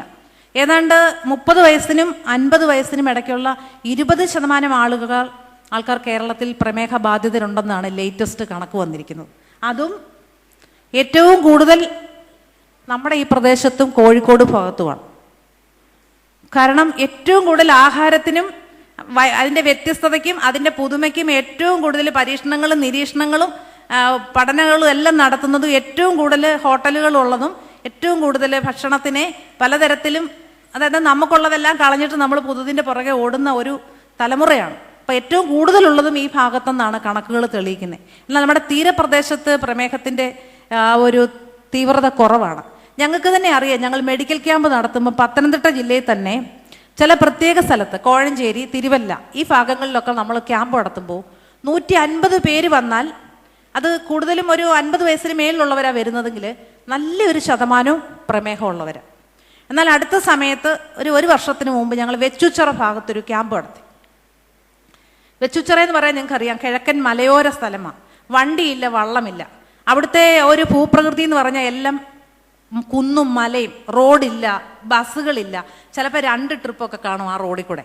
അപ്പം കൂടുതൽ ആൾക്കാരും നടന്നും ചാടിയും ഓടിയും, പൈപ്പ് തന്നെയുള്ള വീടുകൾ കുറവാണ്. സാമ്പത്തികമായിട്ട് വളരെ ബുദ്ധിമുട്ടുള്ള ഒരു സ്ഥലമാണ് വെച്ചുച്ചിറ എന്ന് പറയുന്നത്. അപ്പം അവിടെ ഒരു ക്യാമ്പ് നടത്തിയപ്പം കുറേ സമയം ഇങ്ങനൊരു അന്വേഷണ ബുദ്ധിയോടുകൂടി ചിന്തിച്ചത് കൊണ്ട് കുറേ അധിക സമയം നമ്മളിങ്ങനെ ഓരോരുത്തർ വരുമ്പോഴും ഷുഗർ ഉണ്ടോ എന്ന് ചോദിക്കുമ്പോൾ ഒത്തിരി സമയം കഴിഞ്ഞാണ് ഒരു ഷുഗർ രോഗിയെ കാണാൻ കിട്ടിയത്. എന്നാൽ അവരുടെ ആഹാര രീതി എന്ന് വെച്ചാൽ നാടൻ ആഹാര രീതി മാത്രമാണ്. ആ പ്രദേശത്ത് കിട്ടുന്ന ആഹാരങ്ങളും അവിടെ കിട്ടുന്ന സാധനങ്ങളും മാത്രം ഉപയോഗിച്ച് വലിയ അസംസ്കൃത വസ്തുക്കളൊന്നും ചേരാതെ, വെള്ളം പോലും വില കൊടുത്ത് കുടിക്കാതെ ആ തരത്തിലുള്ള ഒരു ജീവിത രീതിയുള്ള ആൾക്കാരെയാണ് കണ്ടത്. അപ്പം നമ്മളുടെ അതാണ് ഞാൻ ആദ്യമേ പറഞ്ഞത്, സുഖസൗകര്യങ്ങൾ കൊണ്ട് നമ്മൾ വില കൊടുത്ത് വാങ്ങിച്ച രോഗമാണെന്ന്. ഇപ്പം എന്താണ് പ്രമേഹം അല്ലെങ്കിൽ എന്താണ് ഷുഗർ എന്നുള്ളതിനെ പറ്റി ഒരു നിമിഷം ഒന്ന് ചിന്തിച്ചിട്ട് നമുക്ക് മുന്നോട്ട് പോവാം. അതല്ലേ നല്ല? എല്ലാവർക്കും അറിയാം, രക്തത്തിലെ പഞ്ചസാരയുടെ അംശം ക്രമത്തിലധികം കൂടുക അല്ലെങ്കിൽ നിയന്ത്രണത്തിലധികമായിട്ട് കൂടുന്ന അവസ്ഥയാണ്, ഗ്ലൂക്കോസിൻ്റെ അംശം കൂടുന്ന അവസ്ഥയാണ് പ്രമേഹം. ഇത് തന്നെ 2 തരമുണ്ട്. ഒന്ന് ടൈപ്പ് 1, മറ്റേ ടൈപ്പ് 2. ടൈപ്പ് 1 എന്ന് പറയുമ്പോൾ ജന്മനാലേ ഉണ്ടാകുന്നതാണ്. ടൈപ്പ് 2 ആണ് ഇപ്പോൾ സാധാരണ ആൾക്കാർക്കൊക്കെ ഉണ്ടാകുന്നത്, നമുക്കൊക്കെ ഉണ്ടാകുന്നത്. 20 വയസ്സ്, 30 വയസ്സ്, 40 വയസ്സ്, 50 വയസ്സാകുമ്പോഴത്തേന് ഷുഗർ ഉണ്ടായിരിക്കും. അപ്പം അതാണ് ടൈപ്പ് 2 എന്ന് പറയുന്നത്. അപ്പം എന്താണ് ഇതിൻ്റെ കാരണം? 2 തരത്തിലുണ്ട്. എന്താണ് ഇതിൻ്റെ കാരണം? അത് ആദ്യമേ നമ്മൾ പറഞ്ഞു കഴിഞ്ഞു. നമ്മളുടെ ആഹാരക്രമത്തിൽ വന്ന വ്യത്യാസം. ഒരു കുടുംബത്തിലെ ICU എന്ന് പറയുന്നതാണ് അവിടുത്തെ അടുക്കള. ICU, വീട്ടിലെ ICU ഏതാ? അടുക്കളയാണ്. ICUവിൽ നല്ല പരിചരണം ലഭിച്ചാൽ ഇത്തരത്തിലുള്ള രോഗികളൊന്നും ആ വീട്ടിൽ ഉണ്ടായിരിക്കുകയില്ല. അപ്പം അടുക്കള സംസ്കാരം ഏറെ മാറിപ്പോയി. നമ്മുടെ ജീവിത ശൈലി മാറി. നമുക്കറിയാം, ഒരു കിലോമീറ്റർ പോലും നമുക്കിപ്പോൾ നടക്കേണ്ട ആവശ്യമില്ല. 2 വീലർ 3 കാണും, മുറ്റത്ത് 4 വീലർ 2 കാണും. അപ്പം നമ്മുടെ ഒരു മീറ്റിങ്ങിന് തന്നെ പള്ളിയിൽ നമ്മൾ വിളിച്ചാൽ 10 പേരെ മീറ്റിങ്ങിന് കാണത്തുള്ളൂ, 10 വണ്ടി വെളിയിൽ കാണും. അപ്പം ആ ഒരവസ്ഥയിലോട്ട് നമ്മൾ മാറി, ജീവിത സൗകര്യങ്ങൾ മാറി. പ്രത്യേകിച്ച് സെൻട്രൽ ട്രാവൻകൂറിൻ്റെ സാംസ്കാരികവും സാമ്പത്തികവുമായിട്ടുള്ള ആ ഒരു നിലവാരം ഭയങ്കരമായിട്ട് മുകളിലേക്ക് പോയിക്കൊണ്ടിരിക്കുകയാണ്. അതിനനുസരിച്ച് ഈ തരത്തിലുള്ള ഗ്രാഫ് താഴേക്കും വരുന്നുണ്ട്. പിന്നെ പാരമ്പര്യമായിട്ട് നമുക്ക് പ്രമേഹം വരാം. പിന്നെ ഗർഭകാലത്തുണ്ടാവാം, ചില രോഗങ്ങൾ കൊണ്ടുണ്ടാവാം, ചില പ്രത്യേക സ്റ്റിറോയിഡ് പോലുള്ള മരുന്ന് ഉപയോഗിക്കുന്നത് കൊണ്ട് പെട്ടെന്ന് പ്രമേഹം വരാം. ചിലർക്ക് ആങ്സൈറ്റി കൊണ്ട് വരാം, ഭയങ്കര മനപ്രയാസം, പെട്ടെന്നൊരു പ്രയാസം വന്നു, ജീവിതത്തിൽ പെട്ടെന്നൊരു ബുദ്ധിമുട്ട് വന്നപ്പോൾ ടെൻഷൻ അടിച്ച് ഷുഗർ വരുന്നു. അങ്ങനെ പലതരത്തിൽ പല കാരണങ്ങൾ കൊണ്ട് നമുക്ക് ഷുഗർ വരുന്നു. അപ്പം നമ്മളിതിൻ്റെ ലക്ഷണത്തെ എങ്ങനെ മനസ്സിലാക്കുന്നത്? ഈ അടുത്ത കാലത്ത് ഞാനൊരു പുസ്തകം വായിച്ചപ്പോൾ അതിനകത്ത് എഴുതിയിരുന്നത്, ഇതിനകത്ത് ഐഡൻറ്റിഫൈ ചെയ്ത പ്രമേഹ രോഗികളെക്കാൾ അധികം ഐഡൻറ്റിഫൈ ചെയ്യാതെ പുറത്തുണ്ടെന്നാണ്. അപ്പം നമ്മൾ ഈ 20% എന്ന് പറഞ്ഞാലും തിരിച്ചറിയപ്പെടാത്ത ധാരാളം പേര് പ്രമേഹ രോഗികൾ നമ്മുടെ ചുറ്റിലുമുണ്ട്. അപ്പം മിക്കപ്പോഴും നമ്മൾ ഈ വേറെ എന്തെങ്കിലും അസുഖത്തിന് നമ്മൾ രക്തം പരിശോധിക്കുമ്പോഴായിരിക്കും നമുക്ക് ഷുഗർ ഉണ്ടെന്ന് നമ്മൾ മനസ്സിലാക്കുന്നത്. രക്തം കൊടുക്കുന്നതിന് പോകുമ്പോഴായിരിക്കും ചിലർ മനസ്സിലാക്കുന്നത്, അല്ലെങ്കിൽ എന്തെങ്കിലും രോഗത്തിനൊന്ന് ടെസ്റ്റ് ചെയ്യുമ്പോഴൊക്കെ ആയിരിക്കും, അല്ലെങ്കിൽ ഒരു സർജറി വരുമ്പോഴായിരിക്കും നമ്മൾ നോക്കുമ്പോഴായിരിക്കും അറിയുന്നത്. അങ്ങനെ നോക്കാൻ സാഹചര്യമില്ലാത്ത ഒത്തിരി പേര് അറിയപ്പെടാതെ കിടപ്പുണ്ട്. അപ്പം ഇതിൻ്റെ ലക്ഷണങ്ങൾ എന്തൊക്കെയാണെന്ന് അറിയാമല്ലോ, ഉള്ളവർക്കറിയാം, ഇല്ലാത്തവർക്കൊന്ന് അറിയാൻ വേണ്ടി പറയുകയാണ്. നല്ല ക്ഷീണം കാണും, നല്ല ദാഹം കാണും, ഇല്ലയോ? ക്ഷീണമുണ്ട്, ദാഹമുണ്ട്, അമിതമായ വിശപ്പുണ്ട്, നല്ല വിശപ്പാണ്, സമയത്തിന് ഭക്ഷണം കിട്ടിയില്ലെങ്കിൽ വിറയ്ക്കും. പിന്നെന്താണ്? അമിതമായിട്ട് മൂത്രം പോവും. പിന്നെ ഇതിനോട് അനുബന്ധിച്ച് കുറേ അധികം രോഗങ്ങളും നമുക്കുണ്ട്. ശരീരം മെലിയും ചിലർക്ക്. അപ്പം അതൊക്കെ എന്തുകൊണ്ടാണെന്നുള്ളതുകൂടെ നമുക്കൊന്ന് ചിന്തിക്കാം. ഈ പറഞ്ഞ നമ്മൾ കഴിക്കുന്ന ആഹാരം, വ്യത്യസ്തമായ ആഹാരം കഴിക്കുന്നുണ്ട്. ഇതിനകത്ത് വിവിധ വസ്തുക്കളുണ്ട്. അന്നജമുണ്ട്, കാർബോഹൈഡ്രേറ്റ്, മാംസ്യമുണ്ട്, പ്രോട്ടീൻ, കൊഴുപ്പുണ്ട്, ഫാറ്റ്, ധാന്യങ്ങളുണ്ട്, ലവണങ്ങളുണ്ട്. ധാന്യങ്ങൾ, ലവണങ്ങൾ, വൈറ്റമിൻ, ഇതെല്ലാം കൂടെ ചേർന്ന ഭക്ഷണം നമ്മൾ കഴിക്കുന്നത്. നമ്മൾ കഴിക്കുന്ന ഭക്ഷണത്തിൽ നമ്മൾ ചോറ്, കപ്പ, ഇതൊക്കെയല്ലേ മെയിൻ കഴിക്കുന്നത്. ചപ്പാത്തി, പൊറോട്ട, ഗോതമ്പ് സാധനങ്ങളൊക്കെയാണ് കഴിക്കുന്നത്. ഇതിനകത്ത് ഏറ്റവും കൂടുതലുള്ളതെന്ന് പറഞ്ഞാൽ ഈ ആദ്യത്തെ 3 വസ്തുക്കളാണ്: അന്നജം, മാംസ്യം, കൊഴുപ്പ്. അതാണ് ഏറ്റവും കൂടുതലായിട്ടുള്ളത്. അപ്പം ഈ വസ്തു ആമാശയത്തിൽ ചെന്ന് ദഹിക്കുമ്പോൾ അവിടെ ഉണ്ടാകുന്നു ഗ്ലൂക്കോസ്. രക്തത്തിൽ ഗ്ലൂക്കോസ് ഉണ്ടാകുന്നു. ഈ ഗ്ലൂക്കോസിനെ നമ്മുടെ ശരീരത്തിലെ എല്ലാ കോശങ്ങളിലേക്ക് എത്തിക്കുക, അല്ലെങ്കിൽ അതിനെ അവിടെ കൊണ്ട് പ്രവേശിപ്പിക്കുക എന്നുള്ള ജോലിയാണ് ഈ ഇൻസുലിനുള്ളത്. ഇൻസുലിൻ എന്ന് പറയുന്ന സാധനം നമ്മൾ പറയും കുത്തിവെക്കുന്നതാണ്. ഷുഗർ കൂടി കഴിയുമ്പോൾ ഇപ്പം ഇൻസുലിൻ എടുക്കുക എന്ന് നമ്മൾ പറയും. ഈ ഇൻസുലിൻ നമ്മുടെ ശരീരത്തിൽ തന്നെ ഏതാണ്ട് നമ്മുടെ വയറിൻ്റെ ഭാഗത്തായിട്ട്, ഈ ആമാശയത്തിൻ്റെ സമീപത്തായിട്ട് പാൻക്രിയാസ് എന്ന് പറയുന്ന ഒരു ഗ്രന്ഥിയുണ്ട്.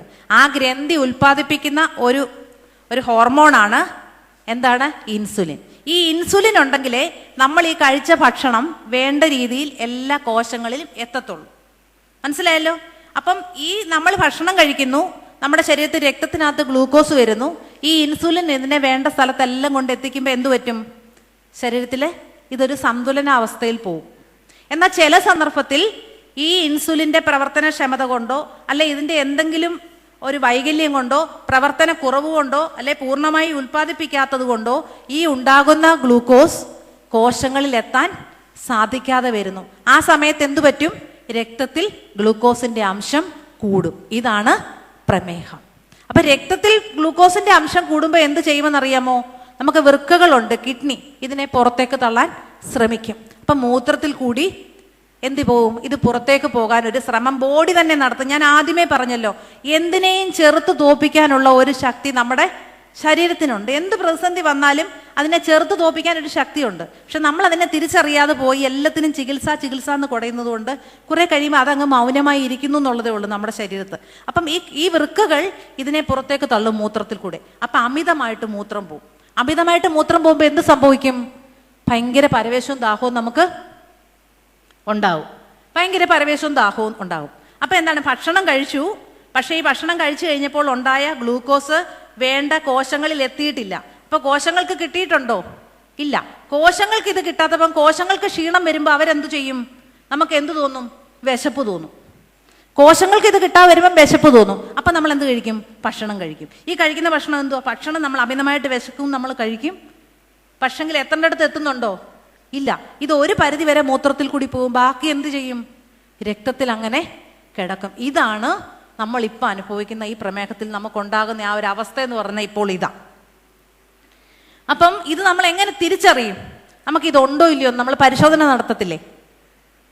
നമ്മൾ ഫാസ്റ്റിംഗ് ബ്ലഡ് ഷുഗർ നോക്കും. വെള്ളം കുടിക്കാതെ ഭക്ഷണം ഒന്നും കഴിക്കാതെ നമ്മൾ അതിരാവിലെ പോയി ബ്ലഡ് നോക്കും. നോക്കുമ്പോൾ എന്തായിരിക്കണം? ഒരു 100, 110, ഒരു 100 താഴെ നിൽക്കണമെന്ന് പറയും. ഒരു 110 വരെയൊക്കെ ആണെങ്കിൽ നമ്മളത് നോർമലാന്ന് പറയും.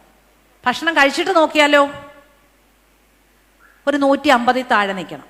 അപ്പം അത്രയാണെങ്കിൽ നമ്മൾ പ്രമേഹം നമുക്ക് ഇല്ല എന്ന് പറയാം. ഇതിന് മേളിലാണെങ്കിലോ ഒരു സ്വല്പം ഇപ്പം 120 അല്ലെങ്കിൽ 120 അടുപ്പിച്ചുണ്ടെങ്കിൽ പ്രമേഹ പൂർവ്വ അവസ്ഥയാണ് നമ്മൾ.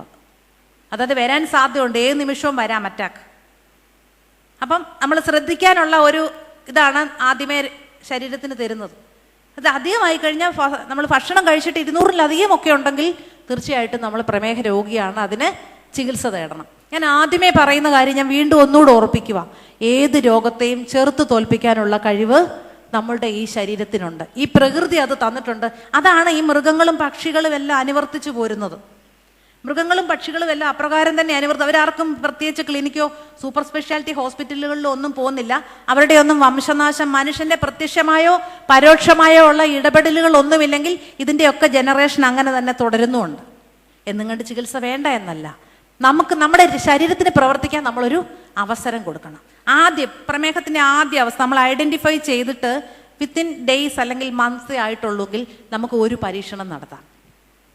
ശരീരത്തെ കൊണ്ട് തന്നെ ഇതിനെ ചേർത്ത് തോൽപ്പിക്കാനുള്ള ഒരു പരീക്ഷണമല്ല, അത് വിജയിക്കുന്ന കാര്യമാണ്. കാരണം ഞാൻ പറഞ്ഞല്ലോ, ഈ പാൻക്രിയാസിന്റെ ചെറിയ ഒരു പ്രവർത്തനക്ഷമത കുറവ് കൊണ്ടോ അല്ലെ ചെറിയൊരു വീക്ക്നെസ് കൊണ്ടോ ഈ ഇൻസുലിൻ പ്രവർത്തിക്കാതോ അല്ലെ പുറത്തേക്ക് വരാതോ വേണ്ട തരത്തിൽ ആക്ട് ചെയ്യാതോ അല്ലെ വേണ്ട തരത്തിൽ ഇത് കോശങ്ങളിൽ എത്തിക്കാൻ പറ്റാത്ത ചെറിയൊരു കുഴപ്പം കൊണ്ടായിരിക്കും നമുക്ക് ഈ ഷുഗർ ഡിറ്റക്ട് ചെയ്യുന്നത്.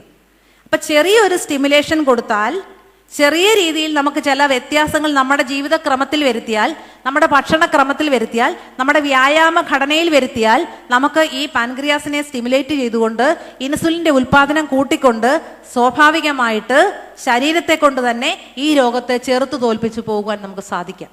നമ്മൾ പുസ്തകങ്ങളൊക്കെ വായിക്കുമ്പോൾ ഇതിനെയൊക്കെ ചെറുത്ത് തോൽപ്പിച്ച ധാരാളം ആൾക്കാരുണ്ട്. അപ്പം ആദ്യം മാറേണ്ടത് നമ്മുടെ എന്താണ്? ഭക്ഷണ സംസ്കാരം മാറണം.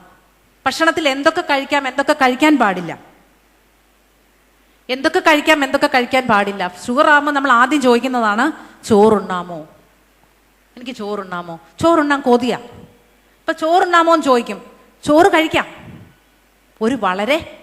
നമുക്ക് അരി കഴിക്കാം, ഗോതമ്പ് കഴിക്കാം, റാഗി കഴിക്കാം, ബാർലി കഴിക്കാമെന്ന കുറേ കാര്യങ്ങളുണ്ട്, സാധനങ്ങളുണ്ട്, ഞാൻ പറഞ്ഞു തരാം. അപ്പം ഈ അരി കഴിക്കുമ്പോൾ നമ്മൾ ശ്രദ്ധിക്കേണ്ടത് വളരെ കുറച്ച് അളവേ പാടുള്ളൂ. വളരെ കുറച്ച് അളവേ പാടുള്ളൂ. അപ്പം തവിട് പോകാത്ത അരി ആണെങ്കിൽ ഏറ്റവും നല്ലത്. വൈറ്റ് റൈസ് ഉപയോഗിക്കാനേ പാടില്ല. വെളുത്ത അരി നന്നായി ശുദ്ധീകരിച്ച് പ്യൂരിഫൈ ചെയ്ത ആ വെളുത്ത അരിയും മൈദയും ഒന്നും നിങ്ങൾ യൂസ് ചെയ്യാനേ പാടില്ല. അതിനൊരു കാരണമുണ്ട്. ഇപ്പം വെളുത്ത അരി ഈ പറഞ്ഞ തരത്തിലുള്ള വൈറ്റ് റൈസ് യൂസ് ചെയ്യുമ്പോൾ പെട്ടെന്ന് ദഹിക്കും. ഇപ്പം 2 കപ്പ് ചോറുണ്ണുന്ന ഒരാളിന് നമ്മൾ തവിടുള്ള അരി കഴിക്കുവാണെങ്കിൽ ഇത് പതിയെ ദഹിക്കത്തുള്ളൂ. അപ്പം ഈ ഗ്ലൈസമിക് ഇൻഡെക്സ് അതായത് നമ്മൾ ഭക്ഷണം കഴിച്ചു കഴിയുമ്പോഴുള്ള ഗ്ലൂക്കോസിൻ്റെ അളവ് ക്ഷന്ന് കയറി പോകത്തില്ല, ഗ്രാജുവലി കയറി പോകത്തുള്ളൂ. അതേസമയം വൈറ്റ് റൈസ് പെട്ടെന്ന് ഇത് ദഹിക്കുന്ന സാധനങ്ങളാകുമ്പം പെട്ടെന്ന് തന്നെ ഇൻഡെക്സ് കയറിപ്പോകും. മനസ്സിലായോ? അപ്പം അതുകൊണ്ട് പ്രമേഹ രോഗികളോട് നമ്മൾ പറയും വിട്ട് ഭക്ഷണം കഴിക്കാൻ പറയും, കുറേശ്ശെ കഴിക്കാൻ പറയും. അപ്പം എന്തോ പറ്റും, കുറച്ച് കഴിക്കുമ്പോൾ ഒരിത്തിരി കറയും, ഇച്ചിരി കഴിയുമ്പോൾ പിന്നെ ആ ലെവലിൽ അങ്ങനെ പോവും, ഷൂട്ട് ചെയ്ത് മേപ്പെട്ട് കയറി പോകത്തില്ല. അപ്പം അരി കഴിക്കണമെന്ന് ആഗ്രഹമുള്ളവർ അരി ആയാലും ഗോതമ്പായാലും ഏതാണ്ട് തുല്യമായിട്ടൊക്കെയാണെന്നാണ് ശാസ്ത്ര പഠനങ്ങൾ വരുന്നത്. അപ്പം അതിൻ്റെ പോളിഷോടുകൂടി ഏറ്റവും നല്ലത് നെല്ല് വാങ്ങിച്ച് കുത്തിക്കുക. നെല്ല് കൃഷി ചെയ്യാനോ, പിന്നെ ഈ പടിഞ്ഞാറൻ പ്രദേശമായതുകൊണ്ട് ഒരു പക്ഷേ ഇവിടെ നെൽകൃഷി നിങ്ങളെ കൊണ്ട് പറ്റും. പക്ഷേ ചിലയിടത്ത് നമുക്ക് പറ്റാതെ വരുന്നിടത്ത് ഈ പറഞ്ഞ തവിടുള്ള അരി നമുക്ക് വളരെ കുറച്ച് അളവിൽ ഉച്ചയ്ക്ക് മാത്രം യൂസ് ചെയ്യാൻ പറ്റും. ഗോതമ്പ് ഉപയോഗിക്കാം, റാഗി, പഞ്ഞിപ്പുല്ല് ഉപയോഗിക്കാൻ പറ്റും. പിന്നെ ഓട്സ് ഉപയോഗിക്കാം. പിന്നെ തിന ഉപയോഗിക്കാം. തിന ഉപയോഗിക്കുമ്പം അതിൻ്റെ തവിട് കളയണം. തിന ഉപയോഗിക്കുമ്പം തവിട് കളയണം. ബാർലി നമുക്ക് യൂസ് ചെയ്യാം. തിന കണ്ടിട്ടില്ലയോ? അങ്ങാടിക്കടയിൽ കിട്ടും തിനേരി, എല്ലാവർക്കും അറിയാം ഇതൊക്കെ. എന്നാലും ഒന്നുകൂടെ നിങ്ങളെ അങ്ങ് ഓർപ്പിക്കാം. ബാർലി നല്ലതാണ്, പക്ഷെ ബാർലിയുടെ പുറം തവിട് കളയാത്ത ബാർലിയാണ് നല്ലത്. നമുക്ക് ഈ അങ്ങാടിക്കടയിൽ കിട്ടുന്ന ബാർലി എന്ന് പറഞ്ഞാൽ അതിൻ്റെ പുറം തവിട് പോകാത്ത ബാർലി കിട്ടും. ബാർലി നല്ലതാണ്. പിന്നെ പയറും പരിപ്പും ഏറ്റവും നല്ലതാണ്. പയറ് നമ്മൾ കഴിക്കുവാണെങ്കിൽ വൈകുന്നേരം വെള്ളത്തിലിട്ട്, പറ്റുന്നെങ്കിൽ രാവിലെ നമ്മൾ പയറൊക്കെ കുഴിച്ചിടാൻ വേണ്ടി വെള്ളത്തിലിട്ടിട്ട് നമ്മൾ കെട്ടി വെക്കത്തില്ലേ, വെള്ളത്തിലിട്ട് പിറ്റേ ദിവസം പറ്റുമെങ്കിൽ ഒരു തുണിക്കകത്ത് കെട്ടിവെക്കുന്നത് ഏറ്റവും നല്ലത്. ഇല്ലെങ്കിൽ ഈ കോരിക്കകത്ത് കോരി വെച്ചിട്ട് അടച്ചു വെക്കുക. അത് വൈകുന്നേരം ആകുമ്പോഴത്തേനും മുളച്ചിരിക്കും. അപ്പം മുളപ്പിച്ച പയറ് കഴിക്കുക. അതെന്തിനാണെന്നറിയാമോ? ഈ അന്നജത്തിൻ്റെ അംശം കുറയും, പ്രോട്ടീൻ്റെ അംശം കൂടും. എപ്പോഴും കാർബോഹൈഡ്രേറ്റ് കുറച്ച് കൊണ്ടുവരണം, മാംസ്യത്തിൻ്റെ അംശം കൂട്ടണം. വെജിറ്റബിൾസ് നമുക്ക് കഴിക്കാം, സാലഡുകളായിട്ട് കഴിക്കാൻ പറ്റും. പിന്നെ ഇറച്ചി മീനും ഒക്കെ കഴിക്കാമോ എന്ന് ചോദിക്കും ആൾക്കാർ. ചോദിക്കത്തേ ഉള്ളൂ, പക്ഷെ കഴിക്കാമോ എന്ന് ചോദിക്കും, കഴിക്കാതിരിക്കത്തുമില്ല. അപ്പം കഴിവതും ഈ റെഡ് മീറ്റ് ഒഴിവാക്കുക, മാട്ടിറച്ചി, ആട്ടിറച്ചി ഒഴിവാക്കുക. കോഴിയിറച്ചി കഴിക്കാമെന്ന് പറയുന്നുണ്ട്, പക്ഷെ അത് ബ്രോയിലർ ചിക്കൻ അല്ല. നമ്മൾ സാധാരണ വീട്ടിൽ വളർത്താൻ പറ്റുന്ന കോഴികൾ, നാടൻ കോഴിന്ന് പറയാം. പൂർണ്ണമായി നാടൻ കോഴികൾ അല്ലെങ്കിൽ പോലും നമുക്ക് കിട്ടുന്ന കോഴികൾ നമ്മുടെ വീട്ടിലെ ഭക്ഷണവും കൊടുത്ത് നമ്മുടെ വീട്ടിൽ ഉണ്ടാവുന്ന കോഴികൾ. അത് പ്രായോഗികമായിട്ട് പറ്റുമെന്നുള്ളത് യാതൊരു സംശയമില്ല. കാരണം ഞങ്ങളൊക്കെ ചെയ്യുന്നതാണ്. വർഷങ്ങളായിട്ട്, ഇപ്പോൾ കുറേ വർഷങ്ങളായിട്ട് ഞാൻ ബ്രോയിലർ ചിക്കൻ വാങ്ങിക്കാറേ ഇല്ല. ഒരു 35 കോഴി ഒരു സമയത്ത് വീട്ടിൽ കാണും. അതിന് അവിടുത്തെ ഭക്ഷണം കൊടുക്കും. നമ്മുടെ പ്രിൻസസിൻ്റെ ഒക്കെ വീട്ടിലോട്ടൊന്ന് പോയാൽ മതി, നമുക്ക് കാണാൻ പറ്റും. അതിനെ എങ്ങനെ പ്രായോഗികമായിട്ട് നമുക്ക് പറ്റും. നമ്മുടെ വീട്ടിലെ വേസ്റ്റും കാണത്തില്ല, നമുക്ക് നല്ല കോഴിയിറച്ചി യൂസ് ചെയ്യാനും പറ്റും. പിന്നെ നമുക്ക് പറ്റുന്ന കുറേ പച്ചക്കറികളിൽ ഏറെക്കുറെ എല്ലാം പറ്റും. കിഴങ്ങ് വർഗ്ഗങ്ങൾ കഴിവതും നമ്മൾ കഴിക്കാൻ പാടില്ല. കടല അത്യാവശ്യം കഴിക്കാം, അത്യാവശ്യം. കിഴങ്ങ് വർഗ്ഗങ്ങൾ കഴിവതും കഴിക്കാതിരിക്കുക. കപ്പയൊക്കെ വളരെ കുറച്ച് കഴിക്കുക. അത്യാവശ്യം ചേന മാത്രം ഒന്ന് പറയാമെന്നേ ഉള്ളൂ. കഴിവതും കിഴങ്ങ് വർഗ്ഗങ്ങൾ ഒഴിവാക്കുക. അഥവാ കഴിക്കുന്നെങ്കിൽ തന്നെ ചുട്ട് കഴിക്കുക. പണ്ട് നമ്മുടെ ആൾക്കാരൊക്കെ ചുട്ട് കഴിക്കുമായിരുന്നു, കപ്പയും ചേമ്പും ഒക്കെ. അപ്പം ആ ചുട്ട് കഴിക്കുന്നത് കുറച്ചുകൂടെ കിഴങ്ങും ചുട്ട് കഴിക്കും. അപ്പം നമ്മൾ രാവിലെയൊക്കെ എഴുന്നേറ്റ്, അന്ന് രാവിലെ എഴുന്നേൽക്കുന്ന ഒരു ശീലം ഉണ്ടായിരുന്നു. നമ്മുടെ ജീവിതശൈലി തന്നെ മാറിപ്പോയി. പണ്ട് ഇപ്പോൾ ഒരാൾ പറയുന്നത് ബസ് സ്റ്റാർട്ട് ചെയ്യും, സ്റ്റാൻഡിൽ നിന്ന് ബസ് സ്റ്റാർട്ട് ചെയ്തിട്ട് തിരുവല്ല സ്റ്റാൻഡിൽ നിന്ന് അങ്ങോട്ട് വിട്ട് എലൈറ്റിൻ്റെ അവിടെ ചെല്ലുമ്പം ചാടി കയറുന്നത് പോലെയാണ് നമ്മുടെ ഇപ്പോഴത്തെ ജീവിതം എന്നാണ്. അതായത് ബസ് സ്റ്റാർട്ട് ചെയ്യുന്നതിന് മുന്നേ യാത്ര തുടരാൻ അതിനകത്ത് കയറിയിരിക്കുന്നതും ചാടി കയറുന്നതിനും തുല്യമാണ് നമ്മുടെ ഇപ്പോഴത്തെ ജീവിതം. അതായത് ഇപ്പം നമ്മുടെ ആൾക്കാരെല്ലാം എഴുന്നേക്കുന്ന എപ്പോഴാണ്? 8 മണി 9 മണിയാണ്. അതാ ഇഷ്ടം എല്ലാവർക്കും. ഞായറാഴ്ച പോലും നാട്ടുംപുറത്ത് ഉള്ള പള്ളികളിൽ നേരത്തെ കുട്ടികൾ വരികയും ആൾക്കാർ വരികയും ചെയ്യും. സിറ്റിയിലുള്ള, നമ്മുടെ മെട്രോപൊളിറ്റൻ സിറ്റിയിലുള്ള ബാംഗ്ലൂർ അല്ലെങ്കിൽ അതുപോലുള്ള സിറ്റികളിലുള്ള പള്ളികളിൽ ആൾക്കാർ വരത്തില്ല. കാരണം അവർ ഉറങ്ങുകയാണ്. അത്യാവശ്യം മുളപ്പിക്കാം, നമുക്ക് സംശയം ഒടുവി തീർക്കാം. ഉലുവായ്ക്ക് പറയാം, ഉലുവായും കഴിക്കാം, ഞാനത് വരുവാ. അപ്പം ഇത് പറയുന്നത് എന്താണെന്ന് ചോദിച്ചാൽ, പ്രകൃതി ഉണരുമ്പം പ്രകൃതിയോടൊപ്പം നമ്മൾ ഉണരുക. മനമേ പക്ഷി ഗണങ്ങൾ നമ്മൾ പാടുമ്പോൾ അറിയാം. അതോടൊപ്പം തന്നെ നമ്മൾ ഉണർന്ന ജീവിതത്തിലേക്ക് പതിയെ കയറുന്നതും നമ്മൾ പ്രകൃതിയൊക്കെ ഉണർന്ന് ഏതാണ്ട് പ്രകൃതി പകുതി യാത്രയായി കഴിയുമ്പം ആ വണ്ടിയിലോട്ട് കയറുന്നതും തുല്യം. അതാണ് ബസ് സ്റ്റാർട്ട് ചെയ്തിട്ട് ചാടി കയറുന്ന ആ ഒരു അപകടമാണ് ഇന്നിപ്പോൾ നമ്മുടെ ജീവിതശൈലിയിൽ ഉണ്ടായിരിക്കുന്നത്. നമ്മുടെ ന്യൂ ജനറേഷൻ കുഞ്ഞുങ്ങളെല്ലാവരും അതാണ്. രാത്രിയിൽ അവർ 1 മണി വരെയോ 2 മണി വരെയോ 3 മണി വരെയൊക്കെ എന്തൊക്കെയോ ചെയ്യുന്നുണ്ട്. പക്ഷെ രാവിലെ എഴുന്നേക്കാൻ നമ്മൾ അവരോട് പറയുന്നത് അവർക്ക് ഒട്ടും തന്നെ ഇഷ്ടമല്ല. അപ്പം ആഹാരത്തെ പറ്റി നമുക്കിനി ഒടുവിലോട്ട് വരാം. അതിനൊരു വലിയ ചർച്ച തന്നെ വേണമെന്നാണ് എനിക്ക് തോന്നുന്നത്. തൽക്കാലം അവിടെ ഞാൻ നിർത്തുകയാണ്. പിന്നെ രണ്ടാമത്തേത് വ്യായാമമാണ്. വ്യായാമം എന്ന് നമ്മൾ പറയുമ്പോൾ ഇന്ന് മാഡം പറഞ്ഞു അവിടെ ഒരു കൂട്ട ഓട്ടം നമ്മൾ നടത്തി എന്ന് പറഞ്ഞു. അതായത് പ്രമേഹത്തിൽ നിന്ന് ഓടി അകലുക എന്നുള്ള ഒരു സിമ്പലും അല്ലെങ്കിൽ ഒരു മെസ്സേജാണ് നമ്മളവിടെ കൊടുത്തതെങ്കിലും വ്യായാമം ഒരു പ്രധാന ഘടകമാണ്. ഇപ്പം നമ്മൾ സാധാരണ ഷുഗറുള്ള ആൾക്കാർ വ്യായാമം ചെയ്യുന്നുണ്ടോ? ഞാൻ നടക്കുന്നുണ്ട്. വല്ല പ്രയോജനമുണ്ടോ? വലിയ പ്രയോജനമൊന്നുമില്ല.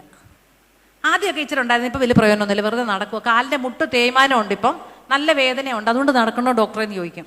അപ്പം നമ്മൾ നോക്കുമ്പോൾ നടക്കുന്നതുകൊണ്ട് പ്രത്യേകിച്ച് ഇതിന് ഒരു ഗുണവും ഇല്ല. ഈയിടെ മുട്ട് തേഞ്ഞ് ദിവസം മുട്ടുവേദനയായിട്ട് വരുന്നുണ്ട്. അപ്പം എന്താണ് ഈ വ്യായാമം ചെയ്യുമ്പോൾ ഇവർക്ക് ഇതിനുള്ള ആ ഒരു പ്രയോജനം കിട്ടാത്തതെന്ന് നമ്മൾ ചിന്തിക്കുമ്പോൾ നിങ്ങൾ മനസ്സിലാക്കണം, 2 തരം പേശികളുണ്ട് നമ്മുടെ ശരീരത്തിൽ. ടൈപ്പ് 1 ടൈപ്പ് 2 ഉണ്ട്. ടൈപ്പ് 1 എന്ന് പറഞ്ഞാൽ നല്ല കാര്യക്ഷമതയുള്ള പേശികളാണ്.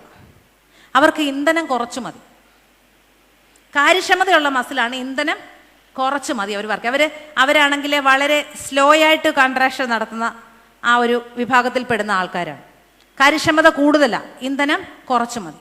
ആ തരത്തിലുള്ള പേശികളാണ് നമ്മുടെ കാലിൽ, നമ്മുടെ വണ്ണയിലുള്ള 80% പേശികളും നമ്മുടെ തുടയിലുള്ള 50% പേശികളും ഈ തരത്തിലുള്ളതാണ്. ടൈപ്പ് 1 ആണ്.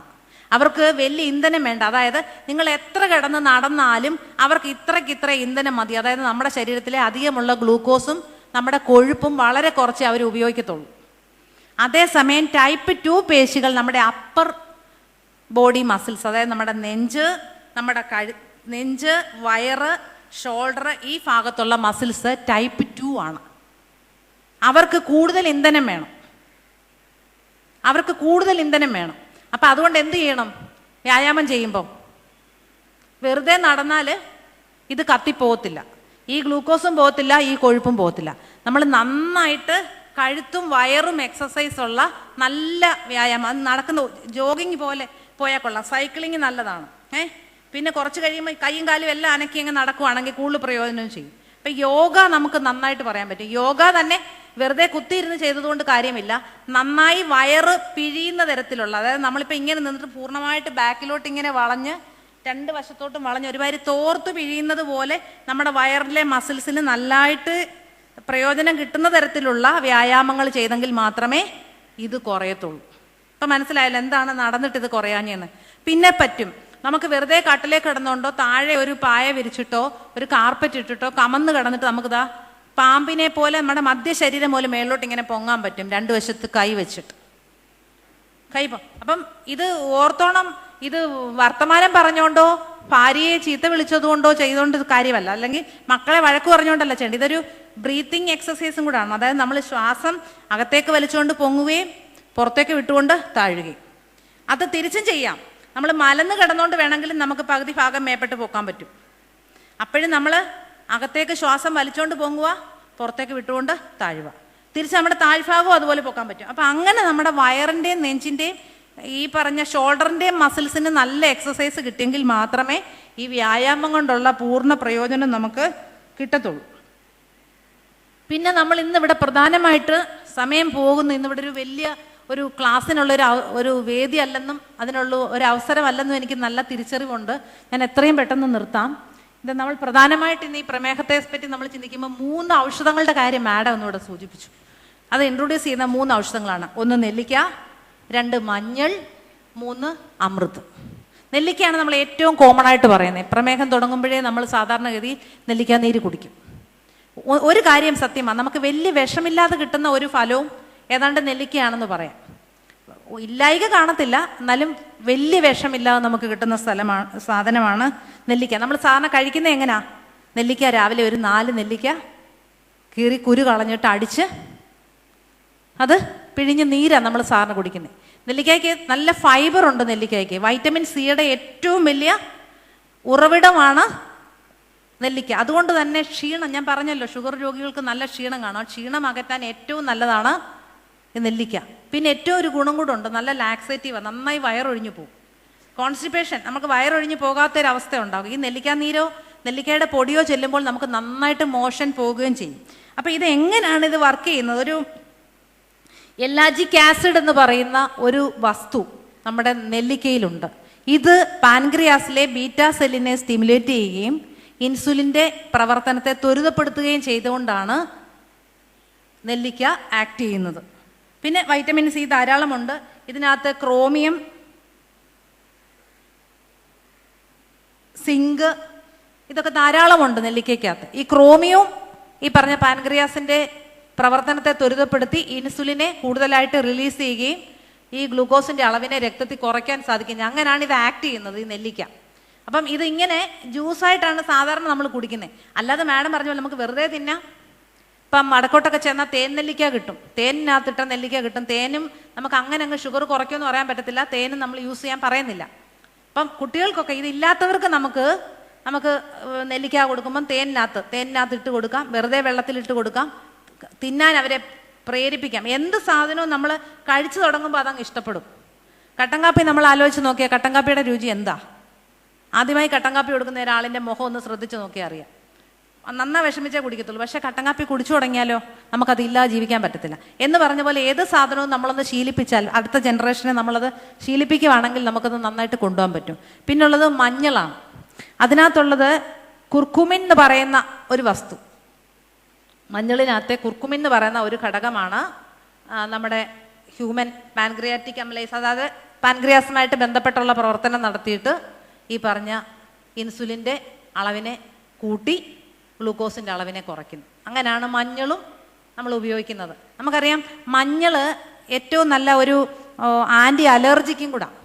അലർജി സ്ഥിരമായിട്ടുള്ള ആൾക്കാർക്ക് പാല് കാച്ചിയിട്ട് പാട മാറ്റിയിട്ട് മഞ്ഞൾ ചേർത്ത് പാല് കാച്ചി കൊടുത്തു കഴിഞ്ഞാൽ പെട്ടെന്ന് കുട്ടികളുടെ അലർജിയൊക്കെ നിൽക്കും. ഈ ഷുഗർ രോഗികൾക്കും ഒത്തിരി സ്കിൻ ഡിസീസ് വരാൻ സാധ്യതയുണ്ട്. പ്രമേഹ വ്രണങ്ങൾ, പിടകൾ വരും, കുരുക്കളൊക്കെ വരും. അപ്പം അതിനൊക്കെ നമുക്ക് ഈ മഞ്ഞൾ നന്നായിട്ട് ഉപയോഗിക്കാൻ പറ്റുന്നുണ്ട്. അപ്പം മഞ്ഞൾ, നെല്ലിക്ക, രണ്ട് സാധനങ്ങൾ. പിന്നുള്ളതാണ് അമൃത്. അമൃത് എന്ന പേര് തന്നെ എന്താണ്? ദേവന്മാർ കഴിച്ച സാധനമാണ്. അതായത് ജീവനെ നിലനിർത്താൻ ഏറ്റവും സൂട്ടായ സാധനമായതുകൊണ്ടാണ് അതിന് അമൃത് എന്ന പേര് തന്നെ കൊടുത്തിരിക്കുന്നത്. അമൃത് കണ്ടിട്ടുണ്ടല്ലോ, കണ്ടിട്ടുണ്ട്. അമൃതിൻ്റെ വള്ളിയിലാണ് കൂടുതൽ ഈ പറഞ്ഞ പ്രമേഹ രോഗത്തിന് അനുകൂലമായ വസ്തുക്കളുള്ളത്. അതിനകത്തുള്ള ആൽക്കലോയിഡുകളാണ് നമുക്ക് പ്രമേഹ രോഗത്തെ കുറയ്ക്കുന്നത്. വള്ളി. ഇപ്പം നമ്മൾ ജ്യൂസ് ഉണ്ടാക്കുവാണെങ്കിൽ 4 നെല്ലിക്ക, ഒരു കൊച്ചു കഷ്ണം പച്ചമഞ്ഞളാണ് ഉദ്ദേശിക്കുന്നത്, അല്ലാതെ നമ്മൾ ഈ കടയിൽ നിന്ന് വാങ്ങിക്കുന്ന മഞ്ഞൾപ്പൊടിയല്ല. അതിലൊരു പീസ്, പിന്നെ ഈ അമൃതിൻ്റെ വള്ളി കിട്ടുന്നെങ്കിൽ കണ്ടിച്ചിട്ടൊരു 3-4 കൊച്ചു കഷ്ണം കൂടെ അടിച്ചിട്ട് നമുക്ക് കഴിക്കാൻ പറ്റും. അപ്പോൾ ആ തരത്തിൽ അമൃതിനുള്ളൊരു ഗുണമെന്ന് വെച്ചാൽ നമ്മൾ മെറ്റ്ഫോമിൻ കഴിക്കുമല്ലോ ഷുഗറുകാർ. മെറ്റ്ഫോമിൻ എന്ന് പറഞ്ഞാൽ അതായത് ഈ പാൻക്രിയാസിനെ സ്റ്റിമുലേറ്റ് ചെയ്ത് ഇൻസുലിനെ കൂടുതൽ ഉൽപ്പാദിപ്പിക്കാൻ വേണ്ടി നമ്മൾ കഴിക്കുന്ന ആ മെറ്റ്ഫോമിന് തുല്യമായിട്ടുള്ള ഗുണമാണ് അമൃതിനുള്ളത്. അപ്പം അമൃത് ഏറ്റവും കൂടുതൽ വെച്ച് പിടിപ്പിക്കുകയും ഉള്ളത് ഉപയോഗിക്കുകയും ചെയ്യുക. അമൃതിനുള്ളൊരു ഗുണമെന്ന് വെച്ചാൽ പ്രത്യക്ഷമായിട്ട് ഷുഗറിനെ മാത്രമല്ല കുറയ്ക്കുന്നത്, ബ്ലഡ് പ്രഷറിനെ കുറയ്ക്കും, കൊളസ്ട്രോളിനെ കുറയ്ക്കും, ഷുഗറിനെ കുറയ്ക്കും. അങ്ങനെ മൊത്തത്തിൽ ഒരു എല്ലാത്തിനെയും കുറയ്ക്കുന്ന ഒരു സ്വഭാവ ഗുണമാണ് അമൃതിനുള്ളത്. അപ്പോൾ ആ തരത്തിലാണ് അമൃതിൻ്റെ ഉപയോഗമുള്ളത്. പിന്നെ നമുക്ക് ഈ നെല്ലിക്കയുടെ പൊടിയുടെ കാര്യം ഞാൻ പറഞ്ഞു. ത്രിഫല ചൂർണം എന്നും പറഞ്ഞ സാധനം പണ്ട് മുതലേ നമ്മുടെ ആൾക്കാർ, നമ്മുടെ പൂർവികരും നമ്മുടെ മുൻ തലമുറയിലുള്ളവരൊക്കെ കൂടുതൽ യൂസ് ചെയ്തിരുന്ന ഒരു സാധനമാണ് ത്രിഫല. അപ്പം ആ ത്രിഫലയുടെ പൊടി നമ്മൾ വൈകിട്ട് യൂസ് ചെയ്യുവാണെങ്കിൽ ഈ പറഞ്ഞ പോലെ നല്ല എനർജി കിട്ടും, കോൺസ്റ്റിപ്പേഷൻ മാറിക്കിട്ടും. ഡയബറ്റിക് പേഷ്യൻസിനെ ഒരല്പം ഇത് കുറഞ്ഞു കിട്ടും. അപ്പം ആദ്യത്തെ സ്റ്റേജിൽ പ്രമേഹത്തിൻ്റെ ആ പൂർവ്വാവസ്ഥയിൽ അല്ലെങ്കിൽ വരാൻ പോകുന്ന അവസ്ഥയിൽ ഇങ്ങനെയുള്ള മെഡിസിൻസ് ഉപയോഗിക്കുക വഴി ആഹാരശീലങ്ങൾ നന്നായി കൺട്രോൾ ചെയ്ത് കൈ കിട്ടുന്നതെല്ലാം വലിച്ചു വാരി തിന്നാതെ, ഈ സോഫ്റ്റ് ഡ്രിങ്ക്സ് ഒക്കെ ഭയങ്കരമായിട്ട് ഷുഗർ കൂട്ടുന്ന സാധനമാണ്. ജീവിതശൈലി രോഗങ്ങൾ വരുത്തി വയ്ക്കാൻ ഏറ്റവും പ്രധാനമായിട്ട് ഇപ്പം നമ്മുടെ പിള്ളേരൊക്കെ ഉപയോഗിക്കുന്നത് ഇങ്ങനെയുള്ള ജങ്ക് ഫുഡ്സ്, ഈ പറഞ്ഞ കോള പോലുള്ള ഡ്രിങ്ക്സ്, ഇതൊക്കെയും ഇങ്ങനെയുള്ള രോഗങ്ങളെ ക്ഷണിച്ചു വരുത്തുന്നതാണ്. അപ്പം ആഹാര കാര്യത്തിൽ നന്നായി ശ്രദ്ധിക്കുകയാണെങ്കിൽ കോവയ്ക്ക എന്ന് പറയുന്നത് നാച്ചുറൽ ഇൻസുലിനാണ് കോവയ്ക്ക എന്ന് പറയുന്നത്. കോവല് ഒരുപാട് വില കൃഷി ചെയ്യാൻ, ഒരു കമ്പ് നല്ല കമ്പ് കൊണ്ടു നട്ട് ഇച്ചിരി വെള്ളം ഉള്ളിടത്താണെങ്കിൽ നന്നായി ഫലം ഉണ്ടാകും. പലരും പറയുന്നത് കേട്ടിട്ടുണ്ട്, പൂർവികരുടെ ആ ഒരു മനസ്സിൻ്റെ സന്തോഷമാണ് പാവയ്ക്ക കായ്ച്ചിറങ്ങുന്നത്. അപ്പം നമ്മുടെ മുൻ ഗാമികൾ അല്ലെങ്കിൽ നമ്മുടെ പൂർവികരുടെ സന്തോഷമാണ് കോവയ്ക്കയായിട്ട് നമ്മളിങ്ങനെ കാണുന്നത്. അപ്പോൾ കോവയ്ക്ക പറിച്ച് തിന്നുക എന്ന് പറഞ്ഞാൽ ഒരു നേരം കോവയ്ക്കയിൽ നിൽക്കുക എന്ന് പറയുന്നത് വളരെ നല്ലതാണ്. അത് നാച്ചുറൽ ഇൻസുലിനാണ് കോവയ്ക്ക എന്ന് പറയുന്നത്. അപ്പം ആഹാരം നിയന്ത്രിച്ച് വ്യായാമം ചെയ്ത്, പിന്നെ ഒരു ഘടകം ഞാൻ പറഞ്ഞു, ടെൻഷൻ ഇല്ലയോ? നമുക്ക് എല്ലാത്തിനും ടെൻഷനാണ്. അതിനെപ്പറ്റി ഞാൻ കൂടുതൽ പറയുന്നില്ല, എല്ലാവർക്കും അറിയാം. ഞാൻ ഉൾപ്പെടെയുള്ളവർ വന്യനിമിഷം നമ്മൾ അനുഭവിക്കുന്നതാണ്. ഈ ടെൻഷനും ഈ പറഞ്ഞ ഇൻസുലിൻ്റെ പ്രവർത്തനത്തിനെ തടസ്സപ്പെടുത്തും. ഒരു ഹോർമോൺ ഉണ്ടാകും, അത് ഇൻസുലിൻ്റെ പ്രവർത്തനത്തിനെ തടസ്സപ്പെടുത്തും. അങ്ങനെ ചെറിയ കാര്യങ്ങൾ കൊണ്ടായിരിക്കും ഒരു പക്ഷേ നമുക്കൊരു പ്രമേഹ രോഗം ആദ്യം ഉണ്ടാകുന്നത്. നമ്മൾ അത് മനസ്സിലാക്കാതെ ആദ്യം തന്നെ പോയി മരുന്നെടുക്കും. കുറേ ആൾക്കാരാണെങ്കിൽ മരുന്ന് 6 മാസം എടുക്കുമ്പോൾ ഇതങ്ങ് ഡൗൺ ആവും, പിന്നെ നോക്കത്തേ ഇല്ല. പിന്നെ 4-5 വർഷം കഴിഞ്ഞിട്ടായിരിക്കും, പിന്നെ ഒരു വേറെ സ്റ്റേജിലായി കഴിയുമ്പോഴായിരിക്കും നമ്മൾ ഷുഗറിനെ അതൊരു വല്ലാത്ത അവസ്ഥയിലാകുമ്പോഴാണ് പിന്നെ അത് അറിയുന്നത്. അപ്പം ഇത് ഉണ്ടെന്നോ അല്ലെ എൻ്റെ പൂർവ്വ അവസ്ഥയോ ഉള്ളപ്പോൾ നമ്മൾ അനുനിമിഷം ഇതൊന്ന് ശ്രദ്ധിക്കുകയും നമ്മുടെ ജീവിതക്രമങ്ങൾ, ഭക്ഷണ രീതികൾ ഒക്കെ ഒന്ന് മാറ്റി നല്ല ദിനചര്യയും നല്ല ക്രമങ്ങളും നല്ല എക്സസൈസും, ഇപ്പം പറഞ്ഞല്ലോ എക്സസൈസ് ഏത് തരത്തിലുള്ളതാവണമെന്ന്, ആ തരത്തിലുള്ള എക്സസൈസുകൾ നമ്മൾ ശീലിച്ചാൽ ഇങ്ങനെയുള്ള ഷുഗർ തന്നെയല്ല, ഇങ്ങനെയുള്ള മിക്ക രോഗങ്ങളെയും നമുക്ക് ചെറുത്ത് തോൽപ്പിക്കാൻ തന്നെ സാധിക്കും. ഞാൻ ആദ്യമേ പറഞ്ഞു, ഇനി എൻ്റെ ഒരാഗ്രഹം കൂടെ ഞാൻ ഒടുവിൽ പറയാമെന്ന്. എൻ്റെ മനസ്സിലെ ആഗ്രഹം ഇപ്രകാരമുള്ളതാണ്. നമുക്ക് ഇഷ്ടം പോലെ ആശുപത്രികൾ ഉണ്ടാകുന്നുണ്ട്, ചികിത്സാ സ്ഥാപനങ്ങൾ ഉണ്ടാകുന്നുണ്ട്. ഏത് രോഗത്തിനും ചികിത്സ കിട്ടുന്ന ഇഷ്ടം പോലെ സെൻറ്റേഴ്സ് നമ്മുടെ സഭയ്ക്കുമുണ്ട്, നമ്മുടെ സമൂഹത്തിലുമുണ്ട്, ഗവൺമെൻറ് സെക്ടറിലുമുണ്ട്, എവിടെ വേണമെങ്കിലും ഉണ്ട്. എന്നാൽ രോഗമില്ലാത്ത ഒരു തലമുറയെ വാർത്തെടുക്കാൻ, അല്ലെങ്കിൽ രോഗത്തിൻ്റെ പൂർവ്വ അവസ്ഥയിൽ എന്തൊക്കെ ചെയ്താൽ ഇവന് ഈ മരുന്ന് കൂടാതെ ജീവിക്കാൻ പറ്റും എന്ന് പഠിപ്പിക്കുന്ന സ്ഥാപനങ്ങൾ നമുക്കുണ്ടാവണം. അതായത് എന്താണ്, സ്വാസ്ഥ്യഗ്രഹം എന്ന് വേണമെങ്കിൽ പേരിടാം. അതായത് ഈ പറഞ്ഞ ഒരാൾക്ക് ഷുഗർ ഉണ്ടാവും, അപ്പം അമ്മയ്ക്ക് ഷുഗർ ഉണ്ടായിരുന്നു, മക്കൾക്കും വരാൻ സാധ്യതയുണ്ട്. അങ്ങനെ ഒരാളിന് 10 ദിവസം വന്ന് താമസിച്ചിട്ട് എന്നെ കാര്യങ്ങൾ ഞാൻ പറഞ്ഞില്ലേ, അതിരാവിലെ ഉണരുന്നത് മുതലുള്ള കാര്യങ്ങൾ മനസ്സിലാക്കി അവർക്കൊരു നല്ല ഫുഡിൻ്റെ നല്ല ഒരു ശീലം അവരെ പഠിപ്പിച്ച്, നല്ല എക്സസൈസുകൾ പഠിപ്പിച്ച്, ചിലപ്പോൾ അവൻ എന്തെങ്കിലും രോഗം, ബ്രീത്തിങ് ട്രബിൾ കാണും, അവന് ചെയ്യാൻ പറ്റുന്ന എക്സസൈസുകളും ബ്രീത്തിങ് യോഗ ഉൾപ്പെടെയുള്ള സാധനങ്ങൾ കൊടുത്ത്, കഴിക്കാവുന്ന ഫുഡുകളൊക്കെ കൊടുത്ത് 10 ദിവസം താമസിപ്പിച്ച് ഇറക്കി വിട്ടാൽ ആ രോഗത്തെപ്പറ്റി ഒരു ബോധം ഉണ്ടാകും, ശരീരത്തെപ്പറ്റി ഒരു ബോധം ഉണ്ടാകും, നാളെ ഇത് നിലനിർത്തണമെന്നുള്ളൊരു ആഗ്രഹവും മനസ്സിൽ കാണും. അങ്ങനെയുള്ള സ്ഥാപനം നമുക്കുണ്ടാവണം. എൻ്റെ വലിയൊരു ആഗ്രഹമാണ് പരുമലയിൽ അങ്ങനെയുള്ളൊരു സ്വാസ്ഥ്യഗ്രഹം ഉണ്ടാവണമെന്നുള്ളത്. കാരണം മറ്റുള്ളവർക്ക് വന്ന് താമസിച്ച് 10 ദിവസം, നമ്മുടെ കുട്ടികൾക്കാണെങ്കിൽ പോലും നമുക്ക് പിള്ളേരെ വളർത്താൻ സമയമില്ല, നോക്കാൻ സമയമില്ല.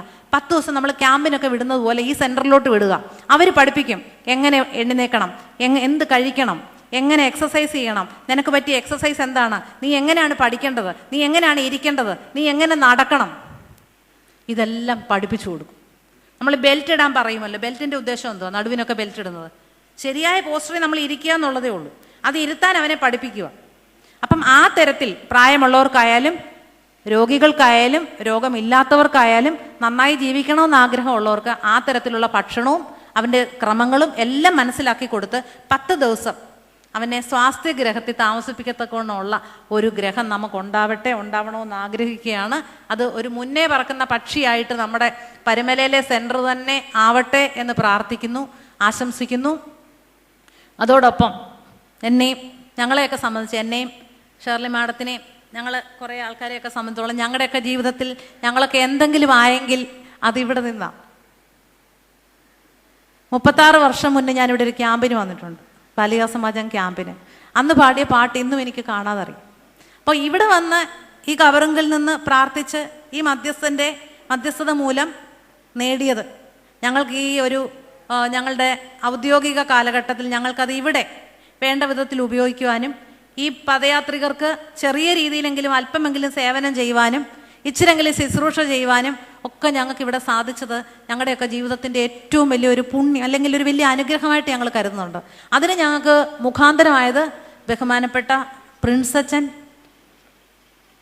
അവൻ്റെ കൊച്ചമ്മ നമ്മുടെ ഡിപ്പാർട്ട്മെൻറ്റിൽ വന്നു. അങ്ങനെ ഒരു ചെറിയ ചിന്തയാണ്, പ്രിൻസച്ചനാണ് അതിന് മുഖാന്തരമായത്.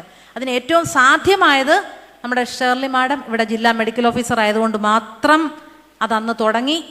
ദൈവകൃപയാൽ മാഡം ഈ മെയ് 31 റിട്ടയർ ചെയ്ത് പോവുകയാണ്. എങ്കിൽ പോലും ഈ പുണ്യഭൂമിയിൽ ഈ വലിയൊരു കർമ്മ പദ്ധതിക്ക് തുടക്കമിട്ട് അത് ഒരിക്കലും നിൽക്കാത്ത വിധത്തിൽ അതിന് ഗവൺമെൻറ് ഫണ്ട് നേടി ഞങ്ങളില്ലെങ്കിൽ പോലും ഞങ്ങളുടെ പിൻഗാമികൾ ഇതിങ്ങനെ കൊണ്ടുപോകത്തക്കവണ്ണം ഇവിടെ ഈ ഖബറിൻ്റെ അടുത്ത് തന്നെ ഞങ്ങൾക്ക് അതിനുള്ള ഒരു സൗകര്യവും ഞങ്ങൾക്ക് അങ്ങനെ സേവനം ചെയ്യുവാനുള്ള എല്ലാ ക്രമീകരണവും ഞങ്ങൾക്ക് നേടിത്തന്ന നമ്മുടെ ജില്ലാ മെഡിക്കൽ ഓഫീസറോടുള്ള എല്ലാ സ്നേഹവും നന്ദി. മാഡത്തിന് തീർച്ചയായിട്ടും തിരുമേനിയുടെ ഒത്തിരി അനുഗ്രഹം കിട്ടും. ഇനിയുള്ള ഞങ്ങളുടെ പിൻഗാമികളുടെയും ഞങ്ങളുടെയും ഒക്കെ പ്രാർത്ഥന മാഡത്തിനോടൊപ്പം ഉണ്ട്. ഇത് അനുഗ്രഹമാക്കി തന്ന പരിമല തിരുമേനി ഞങ്ങളെല്ലാവരെയും അനുഗ്രഹിക്കണം. ഞങ്ങൾ തൃപ്പാദത്തിൽ ഞങ്ങൾ കുമ്പിടുന്നു. എല്ലാവർക്കും നല്ലൊരു ദിവസം, നല്ലൊരു ആയുർവേദ ഡേ, നല്ലൊരു ദിവസം ആശംസിക്കുന്നു. നല്ലൊരു സ്വാസ്ഥ്യഗ്രഹം നമുക്കുണ്ടാവട്ടെ എന്ന് ഒരിക്കൽ കൂടി പ്രാർത്ഥിച്ചുകൊണ്ട് ആശംസിച്ചുകൊണ്ട് ഞാൻ എൻ്റെ എളിയ വാക്കുകൾ നിർത്തുന്നു. ഞങ്ങളുടെ എല്ലാം ഗുരുവാണ് ജോൺ സാറാണ് എന്നിവിടെ സത്യത്തിൽ ഇങ്ങനെ ഒരു ക്ലാസ് എടുക്കേണ്ടത്. ഞങ്ങളൊക്കെ വെറും ശിശുക്കളാണ് സാറിൻ്റെ മുന്നിൽ. അപ്പോൾ സാറിൻ്റെ മുന്നിൽ ഇത്രയും പറയുവാൻ സാധിച്ചൊന്നുമില്ല, സാറിൻ്റെ അറിവിൻ്റെ മുന്നിൽ ഒന്നുമില്ല. എങ്കിൽ പോലും നമുക്കിതൊരു സയൻറ്റിഫിക് ക്ലാസ് അല്ലാത്തത് കൊണ്ട് ഇത് ഇങ്ങനെ പറയുവാൻ സാധിച്ചതിലുള്ള അവസരത്തിനും പ്രത്യേകം നന്ദി പറയുന്നു. നമസ്കാരം. സൂസൻ ഡോക്ടറുടെ സേവനം വളരെ പ്രശംസാർഹമാണ്. നമുക്കറിയാം, പദയാത്ര തുടങ്ങിക്കഴിഞ്ഞാൽ പ്രത്യേകിച്ച് 31-ാം തീയതി 1-ാം തീയതിയിലുള്ള രാത്രികാലങ്ങളിൽ 2 മണി 3 മണി വരെ ഇങ്ങനെ ആൾക്കാർ വന്നുകൊണ്ടേയിരിക്കും. അത് വളരെ ലേറ്റായിട്ടാണ് നമ്മൾ ക്യാമ്പ് അവസാനിപ്പിക്കുന്നത്. മാക്സിമം ആൾക്കാർ ഒരു 11 മണി വരെയൊക്കെ ചില രാത്രികളിൽ ഇരിക്കാറുണ്ട്. അന്നേരമെല്ലാം ഈ ഡോക്ടർമാർ തന്നെയാണ് ഇവരുടെ സേവനം, ശരീരത്തിൻ്റെ ക്ഷീണവും എന്നും വകവയ്ക്കാതെ ഒന്നിനു പുറകെ ഓരോരുത്തരായിട്ട് കടന്നു വരികയാണ്. ഒരു മുഖത്തിൻ്റെ മുമ്പിൽ പോലും മുഖം ചുമന്നതായിട്ട് കാണിക്കാൻ പറ്റുകയില്ല. അത് ഡോക്ടറുടെ ഏറ്റവും വലിയൊരു ദൈവകൃപയാണ് ഓരോ ഡോക്ടർമാരുടെയും. അങ്ങനെ ആരംഭത്തിൽ ഒന്നാമത് വന്ന വ്യക്തിയോട് പെരുമാറിയ അതേ സ്നേഹവും കരുതലോടും കൂടി തന്നെയാണ് 1000 പേര് വന്നാലും കാണിക്കേണ്ട പ്രകൃതം. അവിടെയെല്ലാം പരിമള തിരുമേനിയോടുള്ള സ്നേഹവും അവിടെ നിന്ന് കിട്ടിയിരിക്കുന്ന അനുഗ്രഹവുമാണ് ഇവരെ ഇത്രയും സേവന തൽപരരാക്കിയിരിക്കുന്നത്. സൂസൻ ഡോക്ടറുള്ള നന്ദി, നല്ലൊരു ക്ലാസ് നൽകി നന്ദി അറിയിക്കുകയാണ്. ഇപ്പോൾ ആശംസ അർപ്പിക്കുന്നതിനായി ബഹുമാനപ്പെട്ട റോബിൻ ഡോക്ടർ, നമ്മുടെ മലങ്കര സഭയിലെ ഒരു വൈദികൻ്റെ മകൻ, നമ്മുടെ സഭാംഗം, ഒപ്പം മന്നം ആയുർവേദ മെഡിക്കൽ കോളേജിൻ്റെ സൂപ്രണ്ടായിട്ട് പ്രശംസമായ നിലയിൽ സേവനമനുഷ്ഠിക്കുന്നു. നമ്മുടെ എല്ലാ മെഡിക്കൽ ക്യാമ്പിലും വന്ന് സുദീർഘമായ ഒരു സേവനം റോബിൻ ഡോക്ടർ നൽകാറുണ്ട്. ബഹുമാനപ്പെട്ട റോബിൻ ഡോക്ടറിനെ ആശംസ അർപ്പിക്കുന്നതിനായി സാദരം ക്ഷണിച്ചുകൊള്ളും.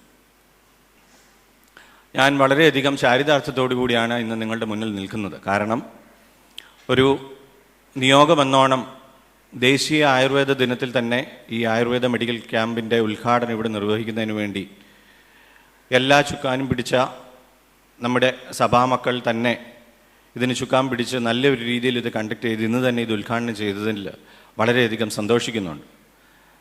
കാരണം ഈ ഒരു മെഡിക്കൽ ക്യാമ്പും സെമിനാറും ഒക്കെ ഇവിടെ ഉദ്ഘാടനം ചെയ്യുന്ന സമയത്ത് ഒരു പക്ഷെങ്കിൽ ഇവിടെ ഇരിക്കുന്ന ആൾക്കാർക്ക് ഒരു പക്ഷെങ്കിൽ തോന്നിയേക്കാം വളരെ ശുഷ്കമായ ഒരു സദസ്സാണ് ഇന്ന് മുന്നിലെന്ന്. എന്നാൽ 3 വർഷം മുമ്പ് ബഹുമാനിയായ ഷേർലി മാഡം സൂചിപ്പിച്ചതുപോലെ യാതൊരു സഹായവുമില്ലാതെ ആദ്യം ബഹുമാനപ്പെട്ട പ്രിൻസ് കൂടാരത്തിൽ അച്ഛനും അച്ഛൻ്റെ കൊച്ചമ്മ മോൾ ഡോക്ടറും കൂടി ചേർന്ന് നമ്മളിങ്ങനെ ഒന്ന് നടത്തിയാലോ എന്നുള്ളൊരു സജഷൻ ഷേർലി മാഡത്തിനോട് പങ്കുവയ്ക്കുകയും അന്ന് യാതൊരു സഹായവും എങ്ങനൊന്നുമില്ലാതെ എനിക്ക് ഓർമ്മയുണ്ട്, കൂടാരത്തിലച്ഛനും പ്രിൻസ് കൂടാരത്തിലച്ഛനും കൊച്ചമ്മയും വളരെയധികം കഷ്ടപ്പെട്ടാണ് ഇവിടെ പലരെ സംഘടിപ്പിച്ചത്. അതോടൊപ്പം തന്നെ ബഹുമാനായി എൻ്റെ സഹപ്രവർത്തകൻ കൂടിയായിരിക്കുന്ന ജോൺ കെ ജോർജ് സാറിൻ്റെ വീട്ടിലാണ് ആദ്യമേ ഇതിന് മരുന്നുകളെല്ലാം പ്രിപ്പയർ ചെയ്തുകൊണ്ടിരുന്നത്. ഇന്ന് അതിൽ നിന്നൊക്കെ വളരെ വ്യത്യസ്തമായിട്ട് ഇവിടെ സൂസൻ ഡോക്ടർ സൂചിപ്പിച്ചതുപോലെയും ഔദ്യോഗിക ജീവിതത്തിൻ്റെ പടവുകൾ ഇറങ്ങിപ്പോകുന്ന സമയത്ത് എന്നേക്കുമായിട്ട് ഓർക്കത്തക്കവണ്ണം മലങ്കര ഓർത്തഡോക്സ് സഭയുടെ ഒരു സഭാംഗം ഭാരതീയ ചികിത്സാ വകുപ്പിൻ്റെ പത്തനംതിട്ട ജില്ലയുടെ തലപ്പത്ത് വന്നപ്പോൾ വളരെ സുത്യർഹമായ രീതിയിൽ എന്നും ഒരു ഇയർ മാർക്ക് ചെയ്ത് എല്ലാ വർഷവും ഞങ്ങളെല്ലാവരും ഇതിൽ നിന്ന് മാറിയാൽ തന്നെയും ഈ തീർത്ഥാടന കാലയളവിൽ വളരെ സുത്യർഹമായ രീതിയിൽ ഒരു മെഡിക്കൽ ക്യാമ്പ് നടക്കത്തക്കവണ്ണം അതിനുവേണ്ട എല്ലാ കാര്യങ്ങളും ചെയ്ത് ഇന്നത് ആക്ഷൻ പ്ലാനിൽ ഉൾപ്പെടുത്തി ഒരു തുക അതിനുവേണ്ടി വിഹിതമായിട്ട് നീക്കിവെച്ച് നമ്മൾക്കെല്ലാം അറിയാൻ സാധിക്കും. ശബരിമല തീർത്ഥാടന സമയത്താണ് സാധാരണയായിട്ട് ഏറ്റവും കൂടുതൽ സർക്കാരിൽ നിന്ന് ഇങ്ങനെ പൈസ കൊടുത്ത് ഇങ്ങനെ ക്യാമ്പുകൾ സംഘടിപ്പിക്കാറുള്ളത്. എന്നാൽ മാഡത്തിൻ്റെ ഒറ്റ ഒരാളുടെ കഴിവ് കൊണ്ടാണ് ഇന്ന് ഇങ്ങനെ ഒരു മെഡിക്കൽ ക്യാമ്പ് അല്ലെങ്കിൽ ഒരു തീർത്ഥാടന വേളയിൽ ഇവിടെ ഒരു ആയുർവേദ ക്യാമ്പുകൾ സംഘടിപ്പിച്ച് ഇനിയും വരുന്ന അവസരങ്ങളിലാണെങ്കിൽ പോലും ഇത് സുത്യർഹമായ രീതിയിൽ മുന്നോട്ട് പോകാനായിട്ട് സാധിക്കുന്നത്. അതിന് മാഡത്തിനോട് ഏറ്റവും കടപ്പെട്ടിരിക്കും. മാഡം പറഞ്ഞു പരിശുദ്ധനായ പരിമൽ തിരുമേനിയുടെ അനുഗ്രഹങ്ങൾ മാഡത്തോടൊപ്പം ഉണ്ടെന്നുള്ളത്. അത് പൂർണ്ണമായിട്ട് തന്നെ ഞാൻ വിശ്വസിക്കും. എന്നാലും പലരും വിട്ടുപോയൊരു കാര്യം, മാഡത്തിൻ്റെ ഈ കാര്യങ്ങൾക്കെല്ലാം എല്ലാ കാര്യങ്ങളിലും വളരെ സൗമ്യനസ്യത്തോടുകൂടിയും എല്ലാ കാര്യങ്ങളിലും നേതൃത്വം കൊടുക്കാൻ ഒരു കൈത്താങ്ങായിട്ട് ബഹുമാനായ ജോൺ കെ ജോർജ് സാറുണ്ട്. ജോൺ കെ ജോർജ് സാറിൻ്റെ പ്രിയപ്പെട്ട സഹധർമ്മിണിയാണ് ഡോക്ടർ ഷേർലി മാത്യു മാഡം. അത് ഇതുവരെ ആരും ഇവിടെ സൂചിപ്പിച്ചില്ല. പക്ഷേ എനിക്കത് വലിയൊരു പോരായ്മയായിട്ട് തോന്നിയത് കൊണ്ടാണ് ഞാനത് സൂചിപ്പിച്ചത്. അപ്പോൾ എൻ്റെ സഹപ്രവർത്തനം കൂടിയാണെങ്കിൽ തന്നെ ഞാൻ ഗുരുതുല്യനായിട്ട് കാണുന്നു. എന്നെ പഠിപ്പിച്ചിട്ടില്ലെന്ന് മാത്രമേ ഉള്ളൂ. പക്ഷേ എനിക്ക് എന്ത് ഡൗട്ട് ഉണ്ടായാലും ഞാൻ ആ മെഡിക്കൽ കോളേജിൽ സൂപ്രണ്ടായിട്ട് സേവനം അടിക്കുന്ന സമയത്ത് പോലും എനിക്ക് എന്ത് പ്രശ്നങ്ങളുണ്ടായാൽ പോലും എനിക്ക് നല്ലൊരു കൈത്താങ്ങ് തരുന്ന ഒരു അധ്യാപക ശ്രേഷ്ഠനാണ് ബഹുമാന്യ John K George sir. Susan doctor ആണെങ്കിലും അങ്ങനെ ഞങ്ങളെല്ലാവരും കൂടിയാണ് കഴിഞ്ഞ ഒരു 2 വർഷമായിട്ട് ഈ മെഡിക്കൽ ക്യാമ്പ് ഇവിടെ സംഘടിപ്പിച്ചുകൊണ്ടിരുന്നത്. ആദ്യമൊക്കെ വളരെയധികം കഷ്ടപ്പെട്ടു. ഇപ്പോൾ ഈ 3ാമത്തെ വർഷം, ആദ്യം എനിക്ക് തോന്നുന്നു ഒരു 1500 പേരോളമായിരുന്നു ആദ്യത്തെ നമ്മുടെ ക്യാമ്പിൽ പങ്കെടുത്തത്. കഴിഞ്ഞ വർഷം ആയപ്പോൾ അത് 3500-ൽ കൂടുതലായി. ഈ വർഷം അതിൽ കൂടുതൽ നമ്മൾ പ്രതീക്ഷിക്കുന്നു. പരിശുദ്ധനായ പരിമൽ തിരുമേനിയുടെ അനുഗ്രഹം ഈ 114ാമത് പെരുന്നാൾ ആഘോഷിക്കുന്ന സമയത്തും പരിശുദ്ധനായി പ്രഖ്യാപിച്ചതിൻ്റെ 70ാം വാർഷികത്തിലും എനിക്ക് വളരെയധികം സന്തോഷമുണ്ട്. കാരണം എന്നെ സംബന്ധിച്ച് പറയുമ്പോൾ എല്ലാ വെള്ളിയാഴ്ചയും രാവിലെ 4 മണിക്ക് ഞാനിവിടെ വരുന്ന അവസരത്തിൽ ബഹുമാന അപ്പുവച്ചൻ്റെ കുർബാനയ്ക്കാണ് സാധാരണയായിട്ട് ഞാനിവിടെ വരുന്നത്. അന്ന് ആ ഒരു അനുഗ്രഹം ഉൾക്കൊണ്ടുകൊണ്ടാണ് ഇന്നും ഞാൻ എൻ്റെ ജീവിതത്തിലും മുന്നോട്ടായിട്ട് പല പ്രയാസഘട്ടങ്ങളിൽ പോലും മുന്നോട്ട് പോകുന്നത്. അതുകൊണ്ടാണ് ഞാൻ പറഞ്ഞത്, ഇന്ന് നിങ്ങളുടെ മുന്നിൽ നിൽക്കുന്ന സമയത്ത് എനിക്ക് അതിയായ ചാരിതാർത്ഥ്യമുണ്ട്. വളരെ ശുഷ്കമായിട്ടുള്ളൊരു സദസ്സാണെന്ന് ഒരു പക്ഷേ നിങ്ങൾ ചിന്തിച്ചേക്കാം. എന്നാൽ 3 വർഷം മുമ്പ് ഞങ്ങൾ ഈ ക്യാമ്പ് തുടങ്ങുന്ന സമയത്തും വളരെ ശുഷ്കമായിട്ടുള്ള ഒരു മുൻവിധിയോടുകൂടിയായിരുന്നു നമ്മൾ തുടങ്ങിയത്. എന്നാൽ നിങ്ങൾക്ക് ആർക്കെങ്കിലുമൊക്കെ അറിയാമോ എന്ന് അറിയില്ല, സഭയുടെ പരമാധ്യക്ഷൻ പരിശുദ്ധ കാതോലിക്ക ബാവ തിരുമനസ്സുകൊണ്ടും നിരണം ഭദ്രാസനം അധിപനായ അഭിനന്ദനായ യൂഹാനൻ മാർ ക്രിസോസ്റ്റമോസ് തിരുമനസ്സുകൊണ്ടും വളരെയധികം ചുക്കാൻ പിടിച്ച് ഈ 2016 വർഷം മലങ്കര സഭയുടെ മാനവ ശാക്തീകരണ വിഭാഗം സമഗ്ര സൗഖ്യം എന്ന് പറയുന്ന ഒരു പദ്ധതി ആവിഷ്കരിക്കുകയുണ്ടായി. അതായത് ഹോളിസ്റ്റിക് ഹീലിംഗ്. ഈ ഹോളിസ്റ്റിക് ഹീലിങ്ങിൻ്റെ അകത്ത് എല്ലാ വിധത്തിലുള്ള ശാസ്ത്ര ശാഖകളെയും, അതായത് മെഡിക്കൽ ഫീൽഡിലുള്ള എല്ലാ ശാസ്ത്ര ശാഖകളെയും സമന്വയിപ്പിച്ചുകൊണ്ട് ഒരു ഓർത്തഡോക്സ് മെഡിക്കൽ ഫോറം, അതിൻ്റെ അകത്ത് ഡോക്ടേഴ്സായിട്ടുള്ളവരുണ്ട്, നഴ്സസായിട്ടുള്ളവരുണ്ട്, പാരാമെഡിക്കൽ സ്റ്റാഫായിട്ടുള്ളവരുണ്ട്, അങ്ങനെ പലരെയും ഉൾക്കൊള്ളിച്ചുകൊണ്ട് ഒരു ഓർത്തഡോക്സ് മെഡിക്കൽ ഫോറം രൂപീകരിക്കുകയുണ്ടായി. അതിൻ്റെ ഈ 2016-ലാണ് സമഗ്ര സൗഖ്യം എന്ന് പറഞ്ഞ് ഹോളിസ്റ്റിക് ഹീലിങ്ങിൻ്റെ പേരിൽ ഒരു ഓർത്തഡോക്സ് മെഡിക്കൽ ഫോറം രൂപീകരിച്ചത്. അതിൻ്റെ അവസരത്തിൽ പോലും ഇങ്ങനെ ഒരു ആയുർവേദ മെഡിക്കൽ ക്യാമ്പും സെമിനാറും സംഘടിപ്പിക്കാൻ കഴിഞ്ഞതിൽ ആയുർവേദ കുടുംബത്തിൽ നിന്ന് ഞങ്ങളിതിനെ പ്രതിനിധീകരിക്കുമ്പോൾ ഞങ്ങൾക്ക് അതിയായ സന്തോഷമുണ്ട്. കാരണം ഇന്ന് ബഹുമാന്യ അച്ഛൻ സൂചിപ്പിച്ചതുപോലെ ഇന്ന് മറ്റ് വൈദ്യശാസ്ത്രങ്ങളെ കൂടുതൽ ആശ്രയിച്ചുകൊണ്ടിരിക്കുന്ന സമയത്ത് ഭാരതത്തിൻ്റെ തനതായ വൈദ്യശാസ്ത്രമായ ആയുർവേദത്തെ പല സമയത്തും തൃണവത്ഗണിച്ചുകൊണ്ട് മുന്നോട്ട് പോകുന്ന അവസരങ്ങളിൽ ഇന്ന് ഹോളിസ്റ്റിക് ഹീലിങ്ങിന് അതിയായ ഒരു താല്പര്യത്തോടുകൂടി മുന്നോട്ട് കണ്ടുകൊണ്ട് അതിനെ സമീപിക്കുന്ന ആൾക്കാരുടെ എണ്ണം കൂടിക്കൂടി വരികയാണ്. ഒരു പക്ഷെങ്കിൽ ഞാൻ കഴിഞ്ഞ ദിവസം ഒരു ആർട്ടിക്കിൾ വായിക്കാനിടയായി.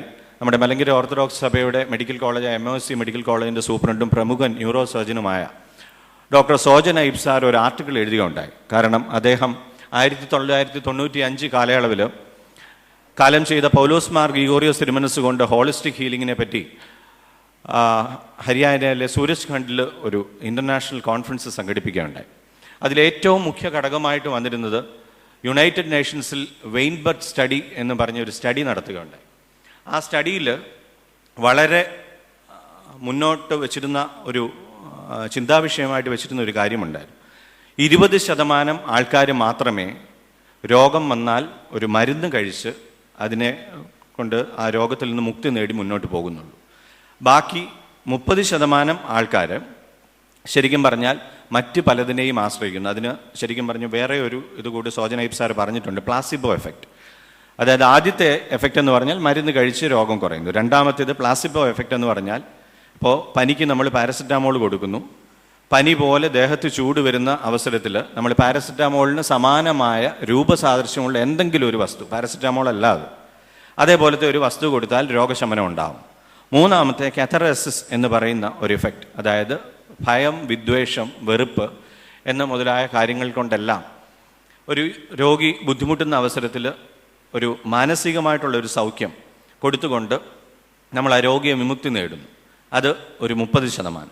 അടുത്ത 20% എന്ന് പറഞ്ഞു കഴിഞ്ഞാൽ ഈ വൈദികരെ ആശ്രയിക്കുന്ന, അതായത് ആത്മീകമായിട്ടുള്ള ഒരു സുഖപ്പെടുത്തലുകളാണ്. അതായത് ആത്മീകമായ കാര്യങ്ങളിൽ വളരെയധികം ശുഷ്കം നിന്ന് പോകുന്നതോ അല്ലെങ്കിൽ മുന്നോട്ട് നിൽക്കുന്ന ആൾക്കാർ വൈദിക വൃന്ദത്തിൻ്റെ താല്പര്യത്തോടു കൂടിയോ അല്ലെങ്കിൽ അവരുടെ ആശീർവാദത്തോടു കൂടിയോ മുന്നോട്ട് പോകുന്നു. അങ്ങനെ ശരിക്കും പറഞ്ഞാൽ ലോകാരോഗ്യ സംഘടന ആരോഗ്യത്തെ നിർവചിക്കുന്നത് തന്നെ ആരോഗ്യം എന്നാൽ മാനസികവും ശാരീരികവും ആത്മീയവുമായ ഒരു സന്തുലനാവസ്ഥയെ പറ്റിയാണ് പറയുന്നത്. ഇത് തന്നെയാണ് നൂറ്റാണ്ടുകൾക്ക് മുമ്പ് ആയുർവേദ ശാസ്ത്രത്തിൽ നിഷ്കർഷിച്ചിരുന്നത്. അന്ന് ഒരുപക്ഷെങ്കിൽ മനസ്സെന്നോ മൈൻഡെന്നോ ബോഡിയെന്നോ സോളെന്നോ ഒന്നും അതിനെ പറയില്ലായിരുന്നു. അതിന് പകരം അന്ന് ആയുർവേദ ഭിഷക്കന്മാർ പറഞ്ഞുകൊണ്ടിരുന്ന ദോഷങ്ങളോ വാദമോ പിത്തമോ കഫമോ അല്ലെങ്കിൽ മനസ്സിൻ്റെ ഒരു സന്തുലനാവസ്ഥയെ പറ്റിയൊക്കെയാണ് പറഞ്ഞുകൊണ്ടിരുന്നത്. എന്നാൽ ഇന്ന് world health organization definition of health എന്ന് പറയുന്നത് തന്നെ it is a equilibrium of mind body and soul എന്നാണ് പറയുന്നത്. അപ്പോൾ ആ ഹോളിസ്റ്റിക് ഹീലിങ്ങിന് അത്രമാത്രം ഇമ്പോർട്ടൻസ് ഉള്ള ഈ കാലയളവിൽ ആയുർവേദ ശാസ്ത്രത്തിന് ഇങ്ങനെ ഒരു മാനദണ്ഡം കൽപ്പിച്ച് ഈ ദേശീയ ആയുർവേദ ദിനത്തിൽ തന്നെ ഇങ്ങനെ ഒരു മീറ്റിംഗ് സംഘടിപ്പിക്കുകയും ഇങ്ങനെ ഒരു മെഡിക്കൽ ക്യാമ്പ് ഇവിടെ ഉദ്ഘാടനം ചെയ്യുകയും സെമിനാർ ഉദ്ഘാടനം ചെയ്യുകയും എല്ലാം ചെയ്തുകൊണ്ടിൽ വളരെ സന്തോഷമുണ്ട്. പരിശുദ്ധനായ പരിമൾ തിരുമേനിയുടെ അനുഗ്രഹങ്ങൾ ഇതിന് എന്നും കൈത്താങ്ങായിട്ടും അനുഗ്രഹമായിട്ടും കാണും എന്ന് ഞങ്ങൾ വിശ്വസിക്കുന്നു. ഇനി ഭാവിയിലാണെങ്കിൽ തന്നെ ഒരു പക്ഷെങ്കിൽ ഞങ്ങളെല്ലാം ഇതിൻ്റെ ചുക്കാൻ പിടിക്കുന്ന സ്ഥാനത്ത് നിന്ന് മാറിക്കഴിഞ്ഞാൽ പോലും ഇത് വളരെയധികം നല്ല ഒരു മെഡിക്കൽ ക്യാമ്പോ സെമിനാറുകളോ ഒക്കെ ആയിട്ട് വരും കാലയളവിൽ ഈ പരിശുദ്ധ മധ്യസ്ഥതയിൽ നടത്തുന്ന ഈ ക്യാമ്പിന് യാതൊരുവിധ കോട്ടവും സംഭവിക്കുകയില്ല എന്നെനിക്ക് 100% ഉറപ്പുണ്ട്. വളർന്ന് പന്തലിച്ച് വരുന്ന തീർത്ഥാടകർക്ക് ഒരു ആശാകേന്ദ്രമായിട്ട് ഇവിടെ വരുമ്പോൾ പലവിധ ബുദ്ധിമുട്ടുകൾ അനുഭവിച്ചു വരുന്നവർക്ക് ഒരു കൈത്താങ്ങായിട്ട് ആയുർവേദ വിഭാഗവും എന്നും ഭാരതീയ ചികിത്സാ വകുപ്പ് എന്നും കൂടെ ഉണ്ടാകും എന്നുള്ള പൂർണ്ണ ഉറപ്പ് എനിക്കുണ്ട്. ഈ ക്യാമ്പിനും ഈ സെമിനാറിനും വേണ്ടുന്ന എല്ലാ ആശംസകളും നേർന്നുകൊണ്ട് എൻ്റെ കർത്തവ്യം വിരമിക്കുന്നു. നന്ദി. മാന്നാർ സ്വദേശിയും ഈ ക്യാമ്പിനെ വളരെയേറെ സ്നേഹിക്കുകയും സഹകരിക്കുകയും ചെയ്യുന്ന നമുക്ക് പലർക്കും പരിചിതമാണ്. ബഹുമാനിയായ ജയലക്ഷ്മി ഡോക്ടറെ സാദരം ആശംസ അർപ്പിക്കാനായി ക്ഷണിച്ചുകൊള്ളും. അധ്യക്ഷത വഹിച്ച അഭിവന്യ ഡോക്ടർ യോഹന്നാൻ മാർ ക്രിസോസ്റ്റമോസ് മെത്രോപ്പൊലീത്ത, ഉദ്ഘാടനം ചെയ്ത പത്തനംതിട്ട ജില്ലാ medical officer doctor Shirley Mathew, വളരെ വിജ്ഞാനപ്രദവും വിനോദം ഇടകലർത്തിയും നമുക്ക് നല്ലൊരു ക്ലാസ് ആസ്വാദ്യമാക്കി തന്ന ഡോക്ടർ സൂസൻ പി ജോൺ, സ്വാഗതം ആശംസിച്ച ഡോക്ടർ ശ്രീപ്രിയ, ആശംസ പറഞ്ഞ Mannam Ayurveda college assistant professor doctor Robin J Thomson, പ്രമുഖ സംഘാടകരായ പ്രിൻസ് അച്ഛൻ, doctor Mol Elizabeth, doctor John K George സാറ്, പ്രിയങ്കരായ ഇവിടുത്തെ ആൾക്കാർ, എനിക്കുള്ള ഭാഗ്യം എന്ന് പറഞ്ഞാൽ ഈ കഴിഞ്ഞ 2 വർഷവും ആശംസ അർപ്പിക്കാൻ ഈ വേദിയിൽ നിൽക്കാൻ കഴിഞ്ഞു എന്നുള്ളതാണ്. ഇന്നും എനിക്കതിനുള്ള ഭാഗ്യം ഈ നാഷണൽ ആയുർവേദ ഡേയിൽ ഈ സെമിനാറും ക്യാമ്പും ഇവിടെ ഉദ്ഘാടനം ചെയ്തതിൽ വളരെയധികം സന്തോഷിക്കുന്നു, അഭിമാനിക്കുന്നു. ഇവിടെ മുൻ പ്രാസംഗികർ പറഞ്ഞ പോലെ ജില്ലാ മെഡിക്കൽ ഓഫീസറുടെ ആ കഴിവ് ഇതിൽ അങ്ങേയറ്റം പ്രകടമാണ്. അതായത് ഭാരതീയ ചികിത്സാ വകുപ്പിൻ്റെ ഒരു വിങ് ഈ തീർത്ഥാടന കേന്ദ്രത്തിൽ നടത്താൻ പങ്കുചേർക്കാൻ കഴിഞ്ഞു എന്ന് പറയുന്നത് വളരെയധികം അത് പ്രാധാന്യം അർഹിക്കുന്ന ഒരു കാര്യം തന്നെയാണ്. ശബരിമലയിൽ പറഞ്ഞതുപോലെ തന്നെ ഈ തീർത്ഥാടന കേന്ദ്രത്തിൽ അനേകരായിട്ടുള്ള ആശ്വാസം തേടിയെത്തുന്ന നമ്മുടെ തീർത്ഥാടകർക്ക് ആയുർവേദത്തിൻ്റെ ഒരു കൈത്താങ്ങ്, ഒരു സാന്ത്വനം അത് ലഭിക്കുന്നു എന്ന് പറയുന്നത് വളരെയധികം ചാരിതാർത്ഥ്യത്തോടെ തന്നെ ഓർത്തുകൊണ്ടാണ് ഞാനിവിടെ നിൽക്കുന്നത്. ആയുർവേദം എന്ന് പറഞ്ഞാൽ എല്ലാവർക്കും അറിയാം, ഇതര വൈദ്യശാസ്ത്രങ്ങളെ അപേക്ഷിച്ച് ഒരു ജീവിതശൈലി ഉരുത്തിരിക്കുന്ന, ദിനചര്യ മുതലെല്ലാം പറയുന്ന ഒരു ശാസ്ത്രശാഖയാണ്. ശരീരത്തിന് എന്ത് വേണം, മനസ്സിന് എന്ത് വേണം, ഇത് രണ്ടും വേറെ ഒരു ശാസ്ത്രത്തിലും പറയുന്നില്ല. നമ്മുടെ മനസ്സിനെയും ശരീരത്തിനെയും ഒരുപോലെ കൊണ്ടുപോകാൻ കെൽപ്പുള്ള പല കാര്യങ്ങളും ആയുർവേദത്തിലുണ്ട്. ജീവിതശൈലി രോഗങ്ങളെപ്പറ്റി വളരെ വളരെ സംസാരിച്ച നല്ല വിജ്ഞാനപ്രദമായ സംസാരിച്ച ഡോക്ടർ സൂസൻ ഡോക്ടർ നമുക്ക് പല കാര്യങ്ങളും പറഞ്ഞു തന്നു.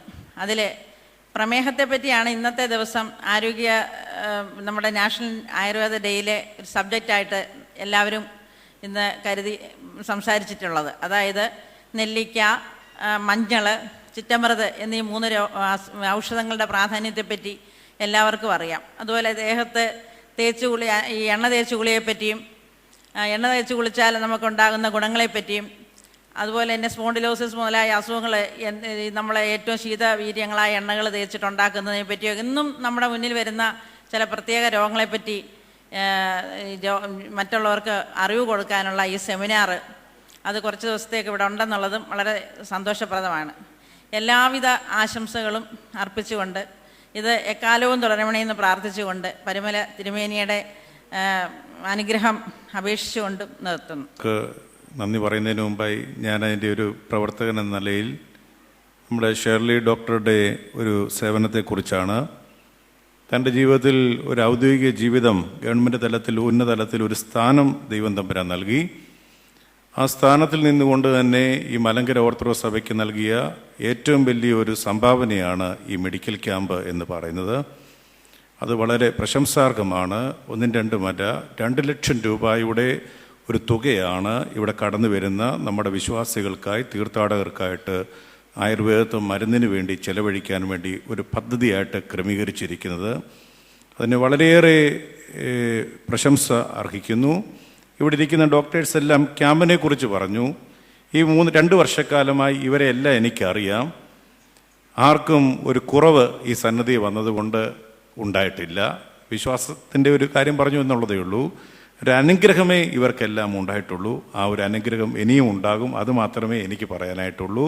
കടന്നു വന്ന നമുക്ക് ബഹുമാനപ്പെട്ട ജോൺ സാറിൻ്റെ ഒരു സേവനം കഴിഞ്ഞ ക്യാമ്പിന് ഉദ്ഘാടനം ചെയ്യുമ്പോൾ DMO പറഞ്ഞിരുന്നു, ഷെർലി ഡോക്ടർ പറഞ്ഞിരുന്നു, പരിമല ഹോസ്പിറ്റലിൽ ഒരു ആയുർവേദ വിങ് തുടങ്ങണമായിരുന്നു എന്നൊരു പ്രഖ്യാപനം ഇവിടെ ഇരുന്ന അധികാരികളോട് പറയുകയുണ്ടായി. അത് സ്ഥാപിതമാവുകയും അതിൻ്റെ പ്രധാന ചുമതല ആയുർവേദ ഹോസ്പിറ്റലിൻ്റെ ഡയറക്ടറായി സേവനം അനുഷ്ഠിക്കുന്നത് ഹസ്ബൻഡ് കൂടിയായ ബഹുമാനപ്പെട്ട ജോൺ സാറാണ്. ഈ ക്യാമ്പിന് വളരെയേറെ പിന്താങ്ങൽ സാറിൻ്റെ ഉപദേശങ്ങൾ മുഖാന്തരം ഞങ്ങൾക്ക് നല്ല പ്രചോദനം നൽകുന്നുണ്ട്. നല്ല ചിന്തകൾ, കാര്യപ്രാപ്തിയോടുകൂടിയുള്ള നല്ല തീരുമാനങ്ങൾ, അത് ഞങ്ങൾക്ക് വളരെയേറെ പ്രചോദനം നൽകുന്നു. സാറിൻ്റെ സേവനത്തിനും ദൈവം നമ്മെ അനുഗ്രഹം നൽകട്ടെ എന്ന് പ്രാർത്ഥിക്കുന്നു.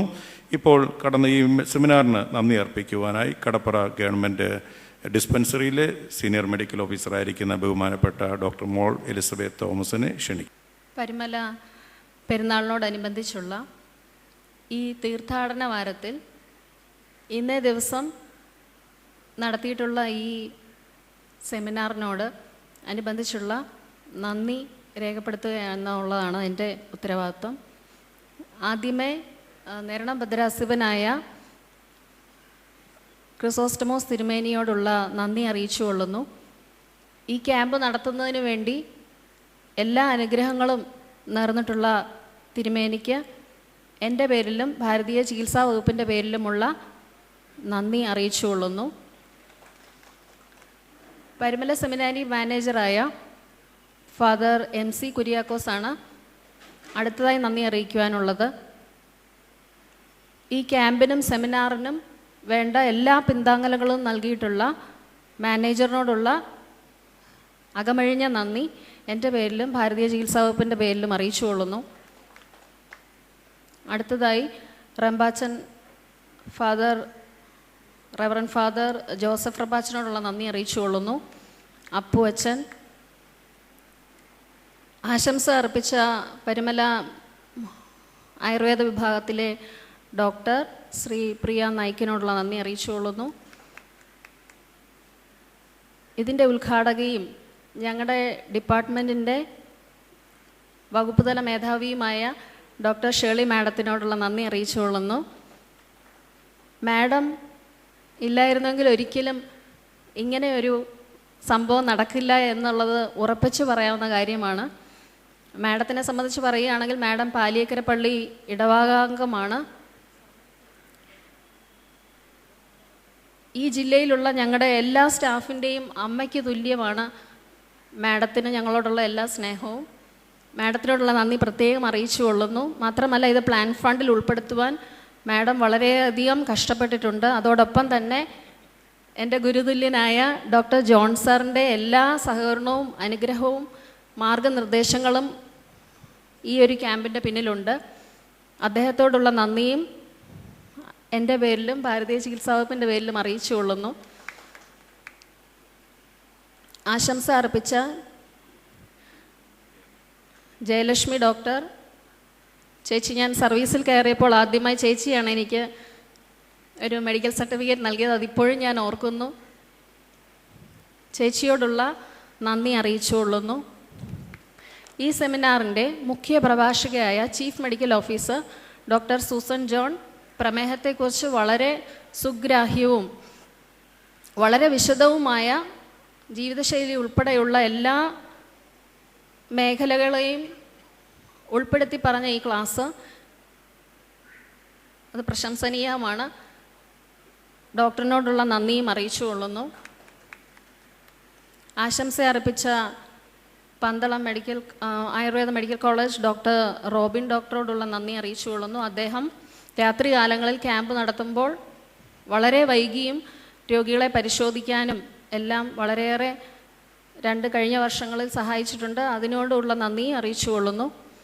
ഈ സെമിനാറിൽ വളരെ ശ്രദ്ധയോടുകൂടി പങ്കെടുക്കുകയും കേൾക്കുകയും ചെയ്ത എല്ലാ മാതാപിതാക്കളോടും സഹോദരങ്ങളോടും ഉള്ള നന്ദി അറിയിച്ചുകൊള്ളുന്നു. അതോടൊപ്പം എൻ്റെ കടപ്ര ഡിസ്പെൻസറിയിലെ സ്റ്റാഫ് എത്തിയിട്ടുണ്ട്. അവരോടും പ്രത്യേകം നന്ദി അറിയിച്ചുകൊള്ളുന്നു. എല്ലാവർക്കും ഈ ക്യാമ്പും ഇതോടനുബന്ധിച്ചുള്ള സേവനവും പ്രയോജനപ്രദമാകട്ടെ എന്ന് ആശംസിക്കുകയും ചെയ്യുന്നു. എൻ്റെ വാക്കുകൾ നിർത്തുന്നു. നന്ദി, നമസ്കാരം.